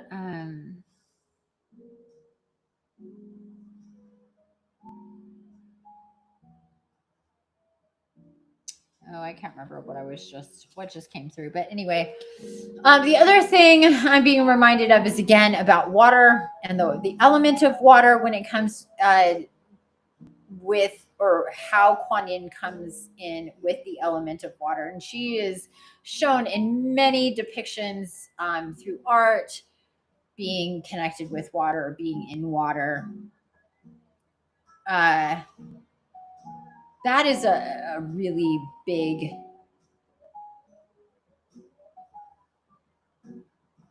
part of her medicine, honestly, is how connected she is to water, and the watery vibes that she brings in. Um, so,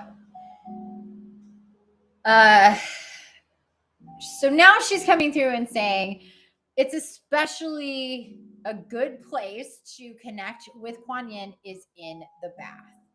You're alone, you're naked, you're in water. You can shut out the world, call her in, and ask her to help relieve whatever, whatever needs your relief, physically, energetically, mentally, emotionally, spiritually. Um, and to just talk. She's saying, just talk to me, uh, and ask for what you need. And it's that sincere ask for what you need and what you want. Not just what you need, what you want. What you want is part of what you need. And we can tend to want to validate what we need more than what we want. And what we want, if it's aligned with our divine design, with our soul, with our ascension, with our healing, it's what we need. And not to diminish that, but to be intentional about moving forward, about what this eclipse is meant to connect you to reset you to point you to all of whatever is meant for you. This is a time to really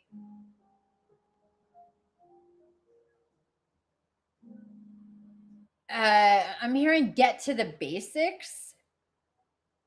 So keep it simple when it comes to talking to her and really thinking about what you want. And that could be in a lot of different ways. And she's saying through talking it out about what you want to participate in, what you want to experience, what you want to have, what you want to make, what you want to create, what you want to whatever. It's like what I want centric. And through that exercise of talking about what you want, and just kind of let yourself talk about what you want to her. It doesn't need to be justified. It doesn't need to be anything specific. But she says, when you're talking to her about what you want, listen to yourself too. Because this is about you being real with you about what you want, as much as it is about sharing with her what you want.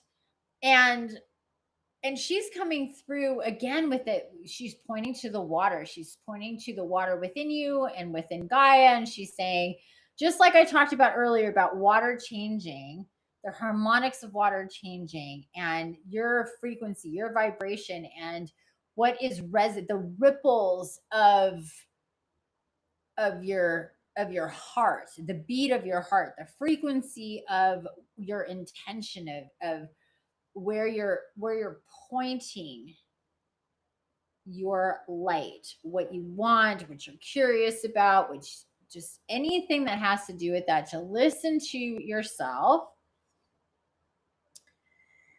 and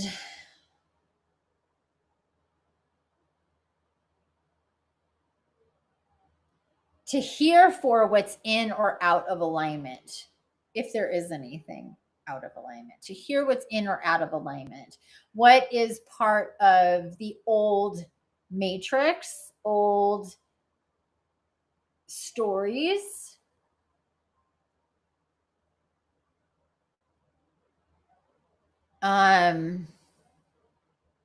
that's maybe just more what you wanted in the past or what you think you should want or whatever. Just pay attention to that. Just let it flow and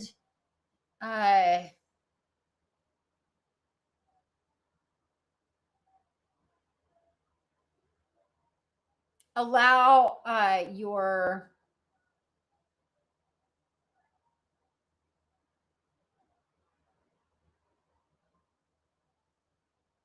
she's saying allow your insides to come out between me and you in the water, through our conversation.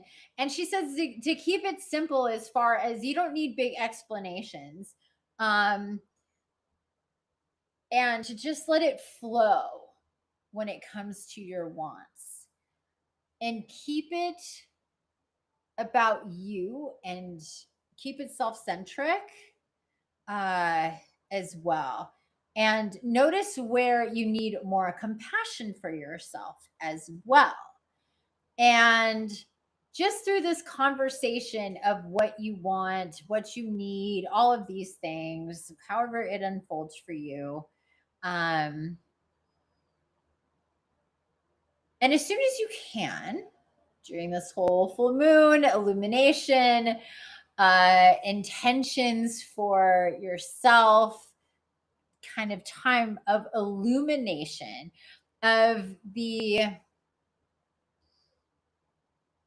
and especially with this eclipse energy, it's so like shadowy and human, earthy, blood, like that blood red of the lunar eclipse is like that flowy, like true human aspect healing that we all really need. We can't bypass our humanness, and we're human and divine at the same time. But we need to heal as a human, and we need to have that compassion for ourselves first, so we can start to sort out and acknowledge what all needs healing and why. So if you can focus the way that you know your wants and your needs to be about, obviously, your healing, your ascension, your um interests, your passions, your curiosities, and the way that you want to experience life from this point forward. And some, it can be vague, it doesn't have to be detailed, so it can be any and everything when it comes to that stuff. She's helping to create and facilitate the passage through new thresholds, and that's what we have going on with everything moving forward, as that's been the theme, at least from where I sit and what's come through me: truth, death, and rebirth, including truth. So, and then thresholds, and all of that is one big thing, and the center of us awakening. So those like Kuan Yin come through, connect with us to help us move into places and spaces where we can get the medicine that we need. But first, we need to acknowledge that we need the medicine, and where we're wounded, where we're off and out of alignment, and all of that. And allow ourselves to um,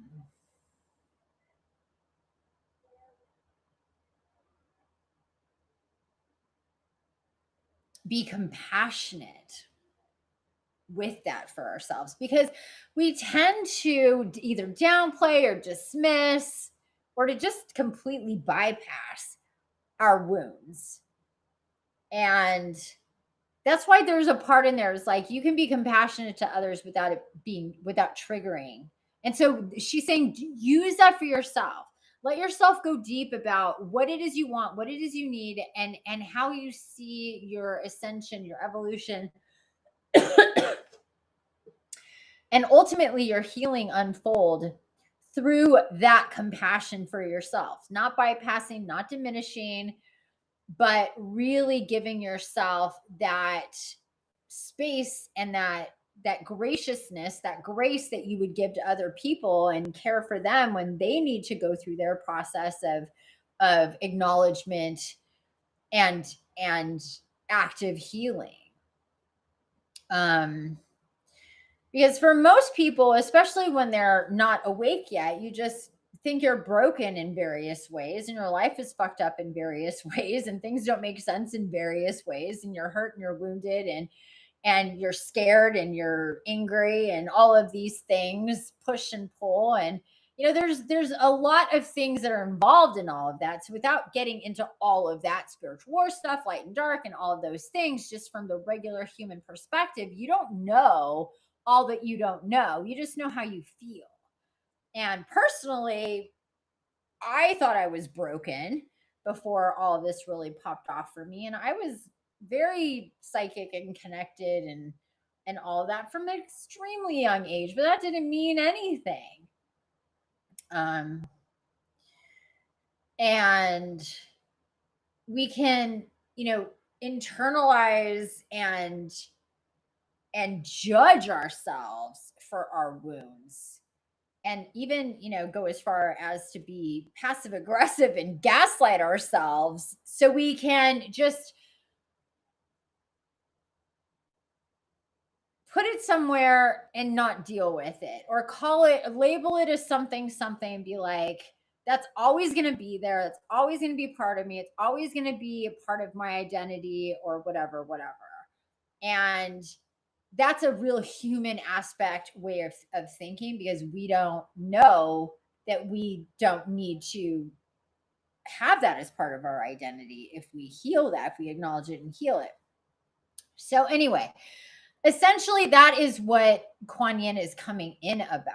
Like, it is our destiny to at least work it out to that point, because everything comes after that. And that's the past, that's the present, that's the future alignment coming in really. Okay, I think that's all that she's coming in with.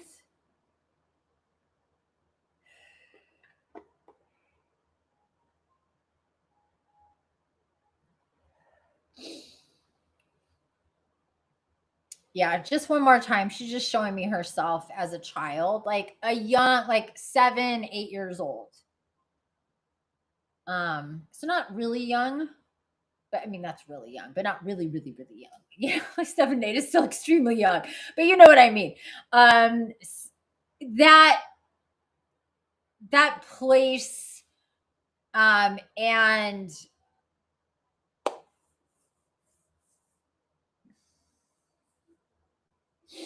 so at that age, you're young enough to still be very innocent,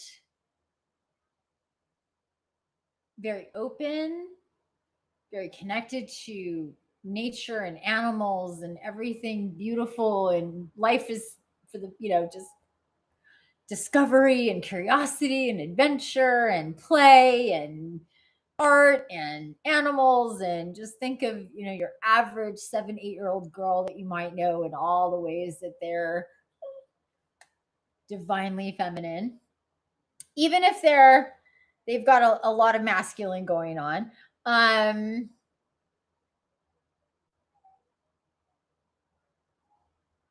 But also that age, they've got an identity, they've experienced some stuff, they can be very sassy for sure. They're figuring things out. There's a lot of figuring out in that age range, right? And it's a beautiful age. It truly, truly is. It's I think every age is a beautiful age, honestly. Every age is special as a human, young, middle, and old. Every age is special, but there's something so beautiful about that age. She just keeps pointing me 7, 8-year-old range. Not to put yourself back into who you were, what you were doing, how your family was when you were 7 or 8. No, not necessarily. You, as the divine child, as a 7, 8-year-old, who's ready to align, adjust, create, just magical kind of energy. Okay. I think that's it. I love her so much. Again, here she is, and I think that that's really all we're going to get into because that took up a lot of time. Honestly, I did not expect that one. I'm like, oh hey, by the way, Kuan Yin, but then boom, there she was. So I love her so much. She is such a joy to work with and connect to every single time that I do. Okay, actually, one more from Nature's Whispers, and then we'll close it out, you all. Thanks for being here. Let me know if you have um anything to say about that, any questions or not questions, any comments or whatever. Feel free to share it in the chat. Whoa, whoa, whoa, whoa, whoa, whoa. Cards are flying. Okay. One more here. More butterflies. So butterflies really making an appearance. First with Kuan Yin. Um, and that womb symbol. That's that triangle. She was. Wait, where is it?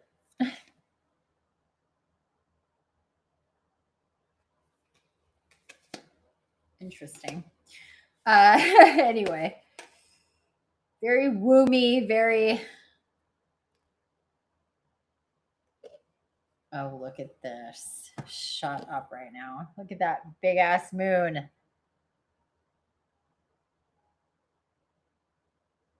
Look at. I love this deck. So, what do we got here? We have beautiful fairies and these gorgeous. Oh gosh, what are these called again? Starts with a P. I can't remember it right now. If you remember, let me know. They come in various colors. I have these beautiful violet ones. They're like electric. Um, but it's also a lot of water energy because we have water lily or not water lilies, but oh my gosh, I'm spacing like the little lily pads. That's it. um,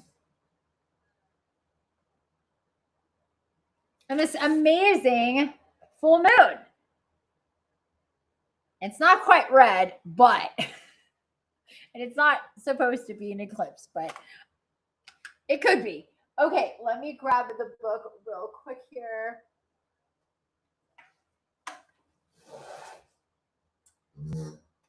Oops.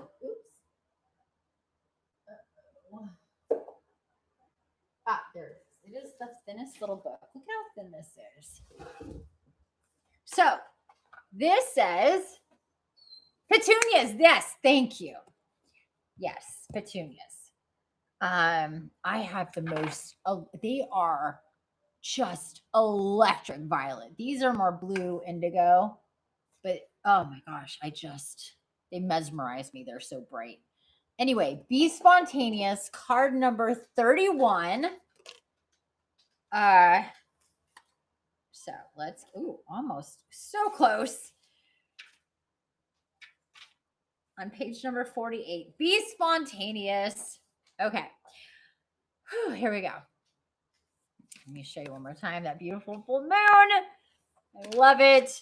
Be spontaneous. When you are busy, rushing, stressed, worried, or overwhelmed, it is easy to lose track of the simple things in your world that bring you joy.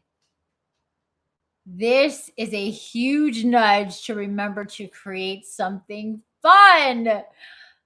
Rediscover enthusiasm and fascination through adventure and spontaneous happenings. Engage with your life again and take in your surroundings, observing the importance of living life to its fullest. Decide to do something for the pleasure of it and see where life takes you. I love it. So much in alignment with what was already said about that divine child and being adventurous and curious and creational. the divine creational child and curiosity, all this stuff. This is about um, what fascinates you, what you're curious about, what you want to experience inside, outside, with your eyes open, closed, whatever. Um, Decide to do something for the pleasure of it. So, in place of pleasure,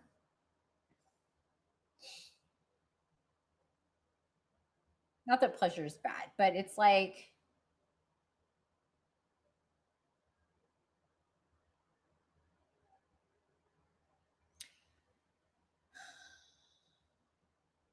did you decide to do something for the medicine of it without necessarily knowing all the aspects of the medicine and how it's going to transform you, but that it knowing that it is medicine at the same time?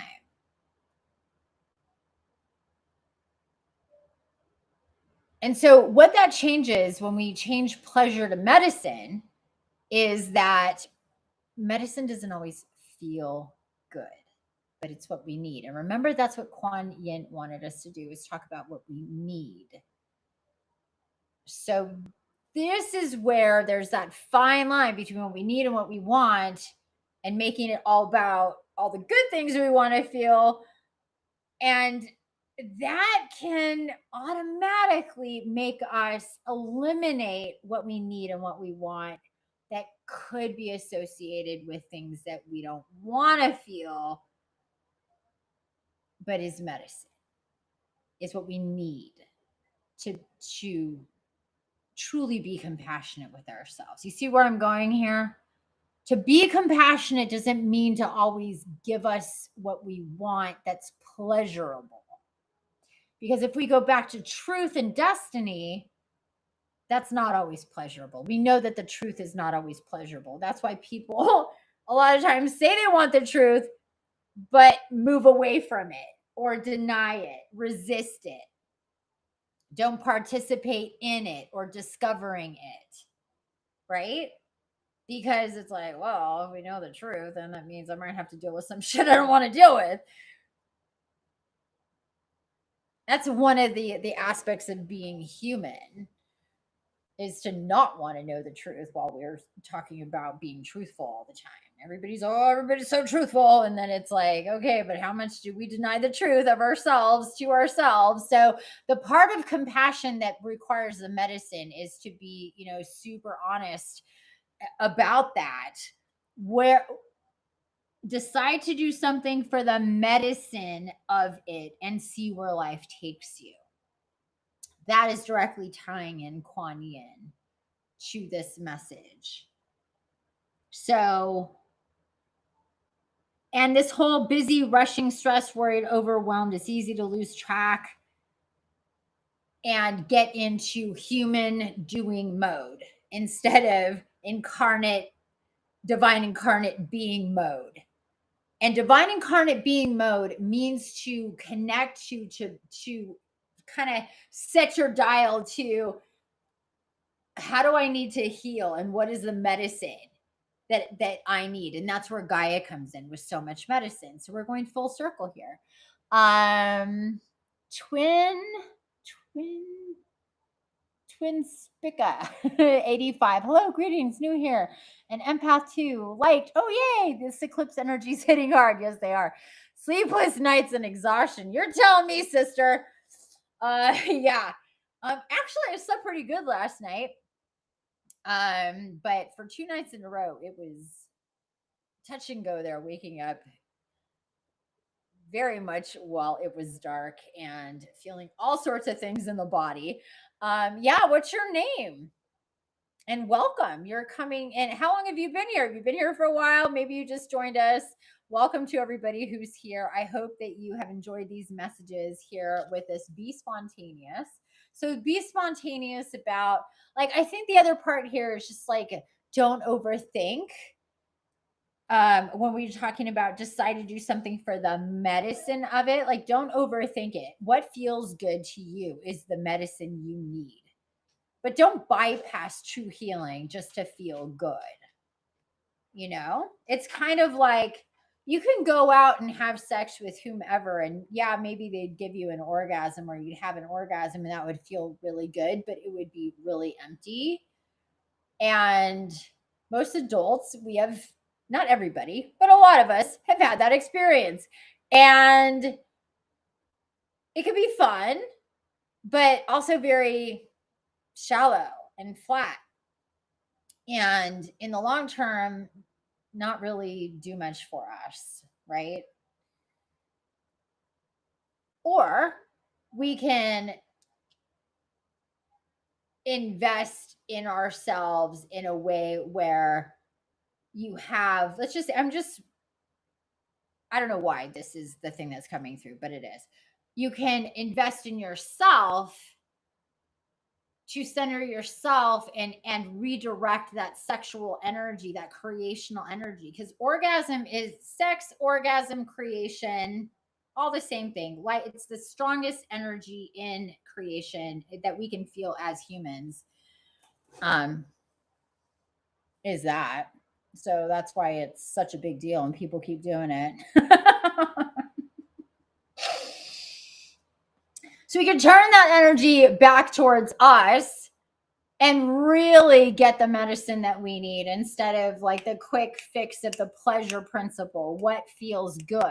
Orgasms feel good. Are they going to heal us deeply? No, not if we're doing it that way. But maybe if we spend time healing all these different aspects of ourselves and we actually maybe possibly do have a sexual relationship that is based in mutual respect and love and a history of true friendship and soul connection, if you have an orgasm with that person, then we're talking medicine. Then we're talking beautiful sex creational energy kind of thing.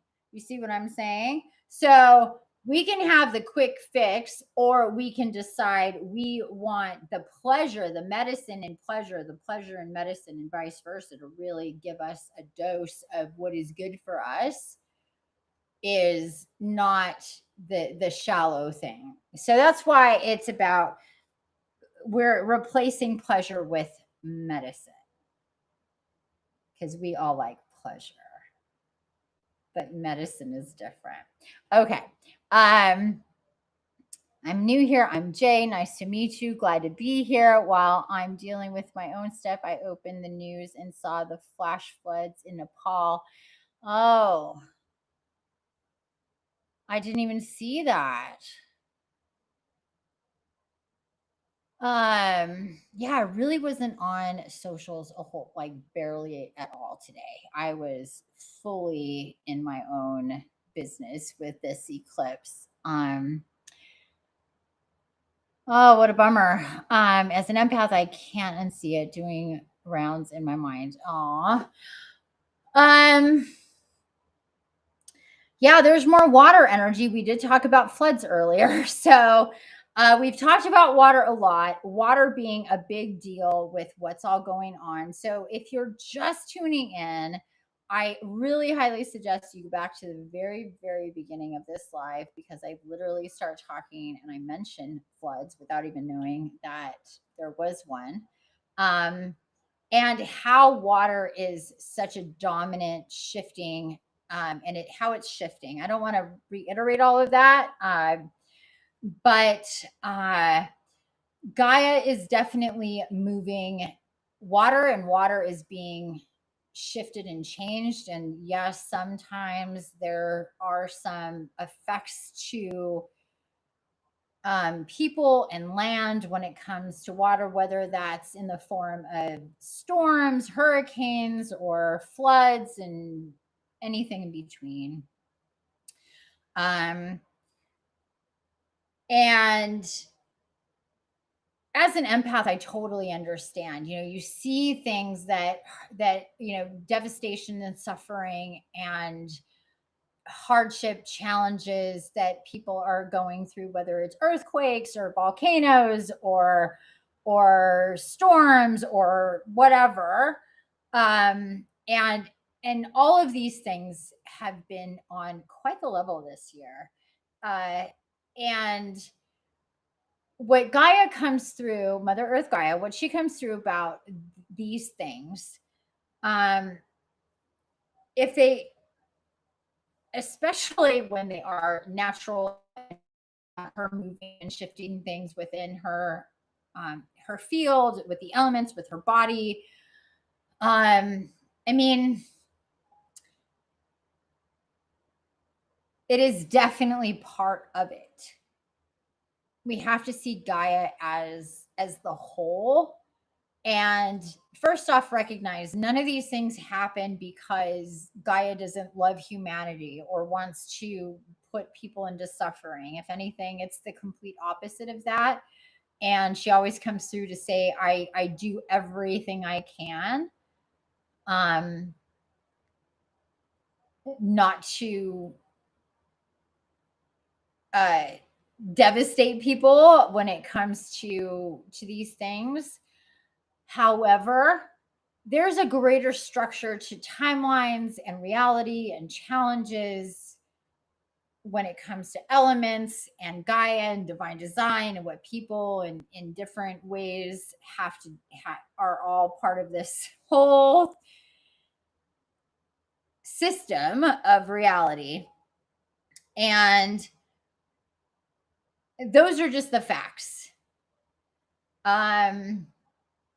But when we talk about compassion specifically, and being compassionate to others without that being so devastating to our own space and energy and mind and emotions and all of that, especially during something like this. Now, these are the things that definitely will happen when we have these types of events. They're all connected.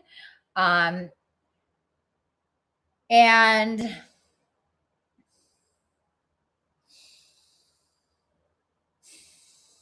it's really important to basically, like what we talked about earlier with Kuan Yin, you maybe didn't see that, and what she came through is you can be compassionate without it triggering your emotions to take that on. And especially as an empath, that is something that first off, you have to understand that's what you're doing.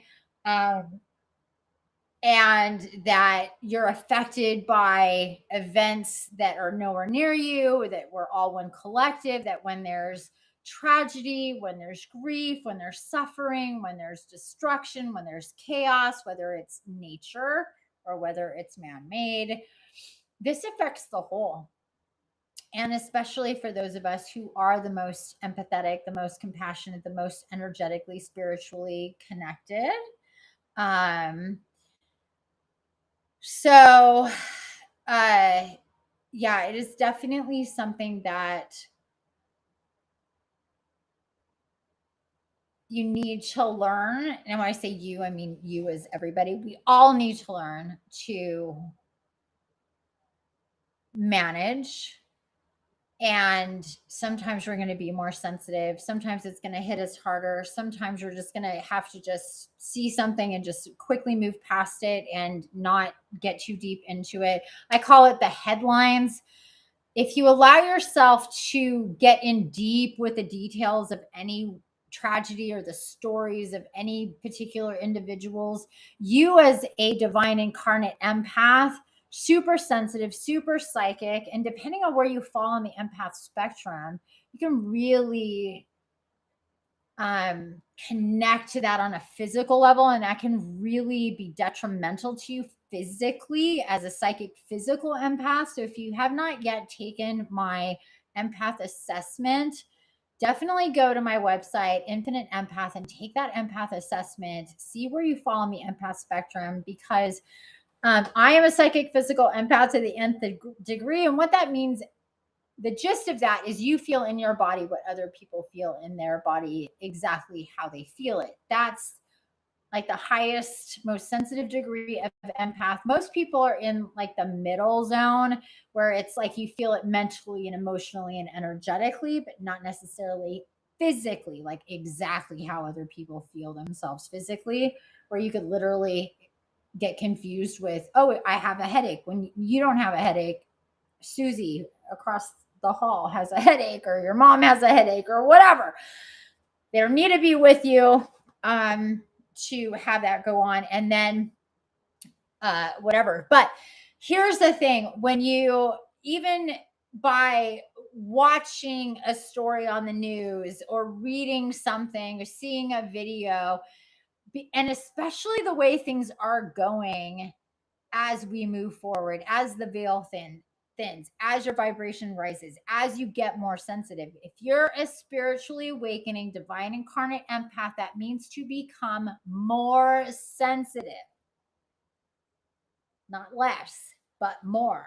And those who work with me know that happens. You don't get more connected and more psychic without getting more sensitive, but that can also be very much a lot to process energetically, emotionally, and how we relate to other people. So we have to learn that balance. It's not something that comes overnight, it takes a while for sure, but you need to learn how to adjust. And there's not one answer to it all the time, you know? Sometimes I am guided to get really deep into a specific event and work a lot with Gaia, with the elements, to either help circumvent the event, to help heal it afterwards, or barely even tap into it at all. I go very much as guided when it comes to that. Let's see. Whoa. Happened yesterday.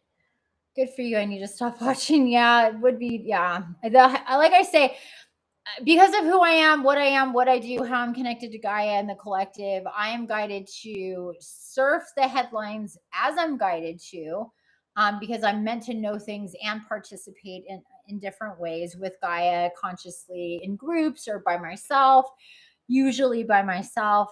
But that keeps me in the know without getting me deep into the circumstances of individuals, because I'm so easily connected to, I can do that so easily. So I need to be very intentional about what I'm tapping into.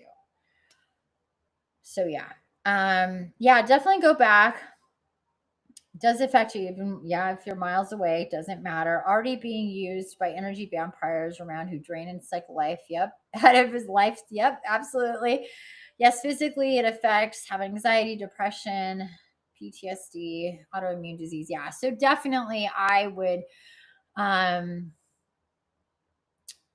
sensitive. Yeah, that's, well, not just, that's the same thing. I mean, HSP and empaths are, people are confused by exactly that, but it's essentially, as a divine incarnate empath, as is somebody that is highly, you're highly attuned, your antenna, your satellites, your field is bigger, you receive more, and it is clearer, and it overwhelms your system mentally, emotionally, physically, energetically, and spiritually.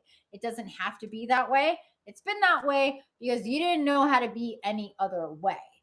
So, what I do is help people sort that out so you can flip that script and now use your sensitivities and your abilities to help you, to stabilize you, to give you more information without it being detrimental to you. But most empaths live the way that you do: chronic fatigue, chronic pain, depression, anxiety, etc., etc., etc., because you're just receiving, and it's detrimental to you when those sensitivities are supposed to be your superhero powers. You just need to learn how to work them. It's like a truck. Yeah, definitely. And there's multi layers to it. If you're interested in learning all this stuff, I highly suggest you check out my new experience starting on the 9th of September on 9/9 called Destiny Keys to the Matrix. It might just be exactly what you need to help you sort out everything that's going on, put all the pieces together. I highly suggest that you go to my website and check that out. Link is in the description. True effects, emotional and mental health. Absolutely.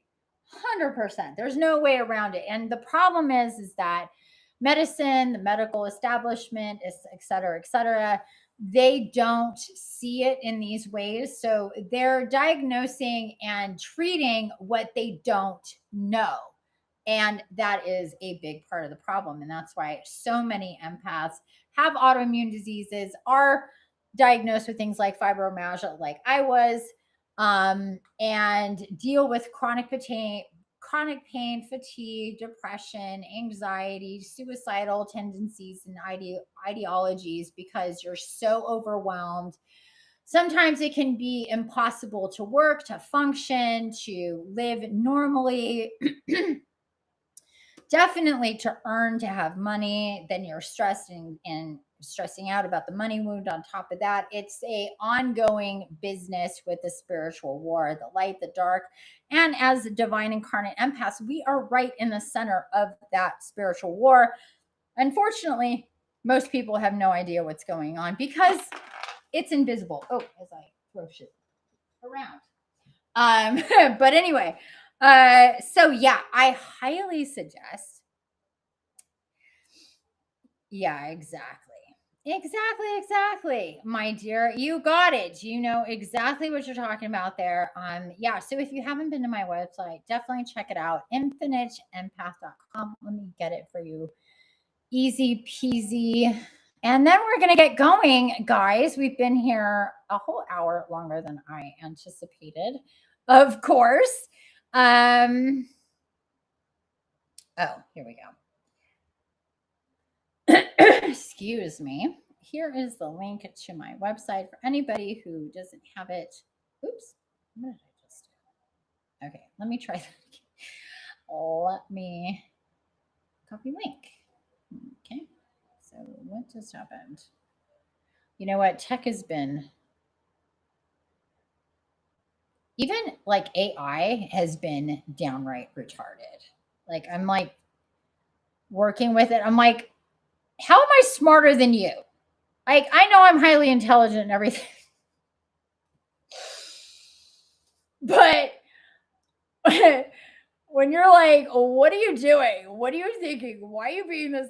Anyway, sorry. I've been working a lot with AI lately to get a lot of stuff done, and it just cracks me up. Generally speaking, though, these energies have been really interesting with technology. Listen, when we have solar flares and all this stuff going on with Gaia, and her energy is the energy, is what is comprised of our tech and our lights and what is the internet and what is our phones and apps and everything. Yeah, we're gonna get glitches, and sometimes it's really funny. So anyway, yeah, check it out. Go to the excuse me, go to the empath menu.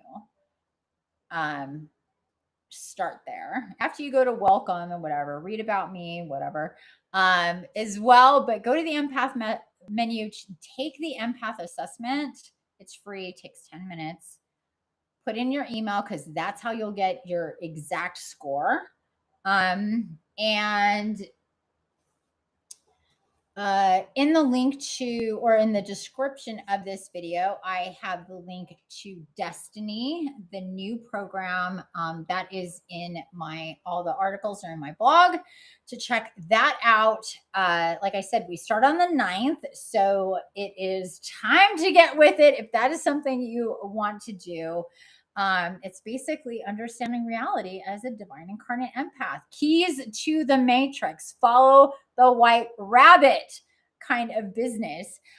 So anyway, with that said, if there isn't anything else, we're gonna get going because we have been here for 2.5 hours, actually a little bit more. Time flies when we're having fun, and I know that we're going to be getting into seeing this eclipse as the evening goes on. And I want to give you guys all the space to settle in with everything that we've talked about. Do whatever you're meant to do for your full moon. Maybe it's just take a bath and go to sleep. Maybe it's take a bath, talk to Kuan Yin, and be tired all night. We'll see. I was surprised that I actually slept last night, at least until like, what time did I get up today? I think it was like 5:30 or something.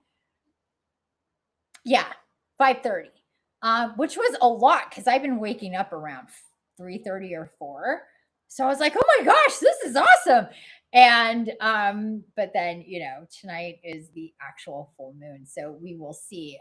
Will we be tired when we're tired and wired, which happens a lot during these phases, or will we crash and go super deep?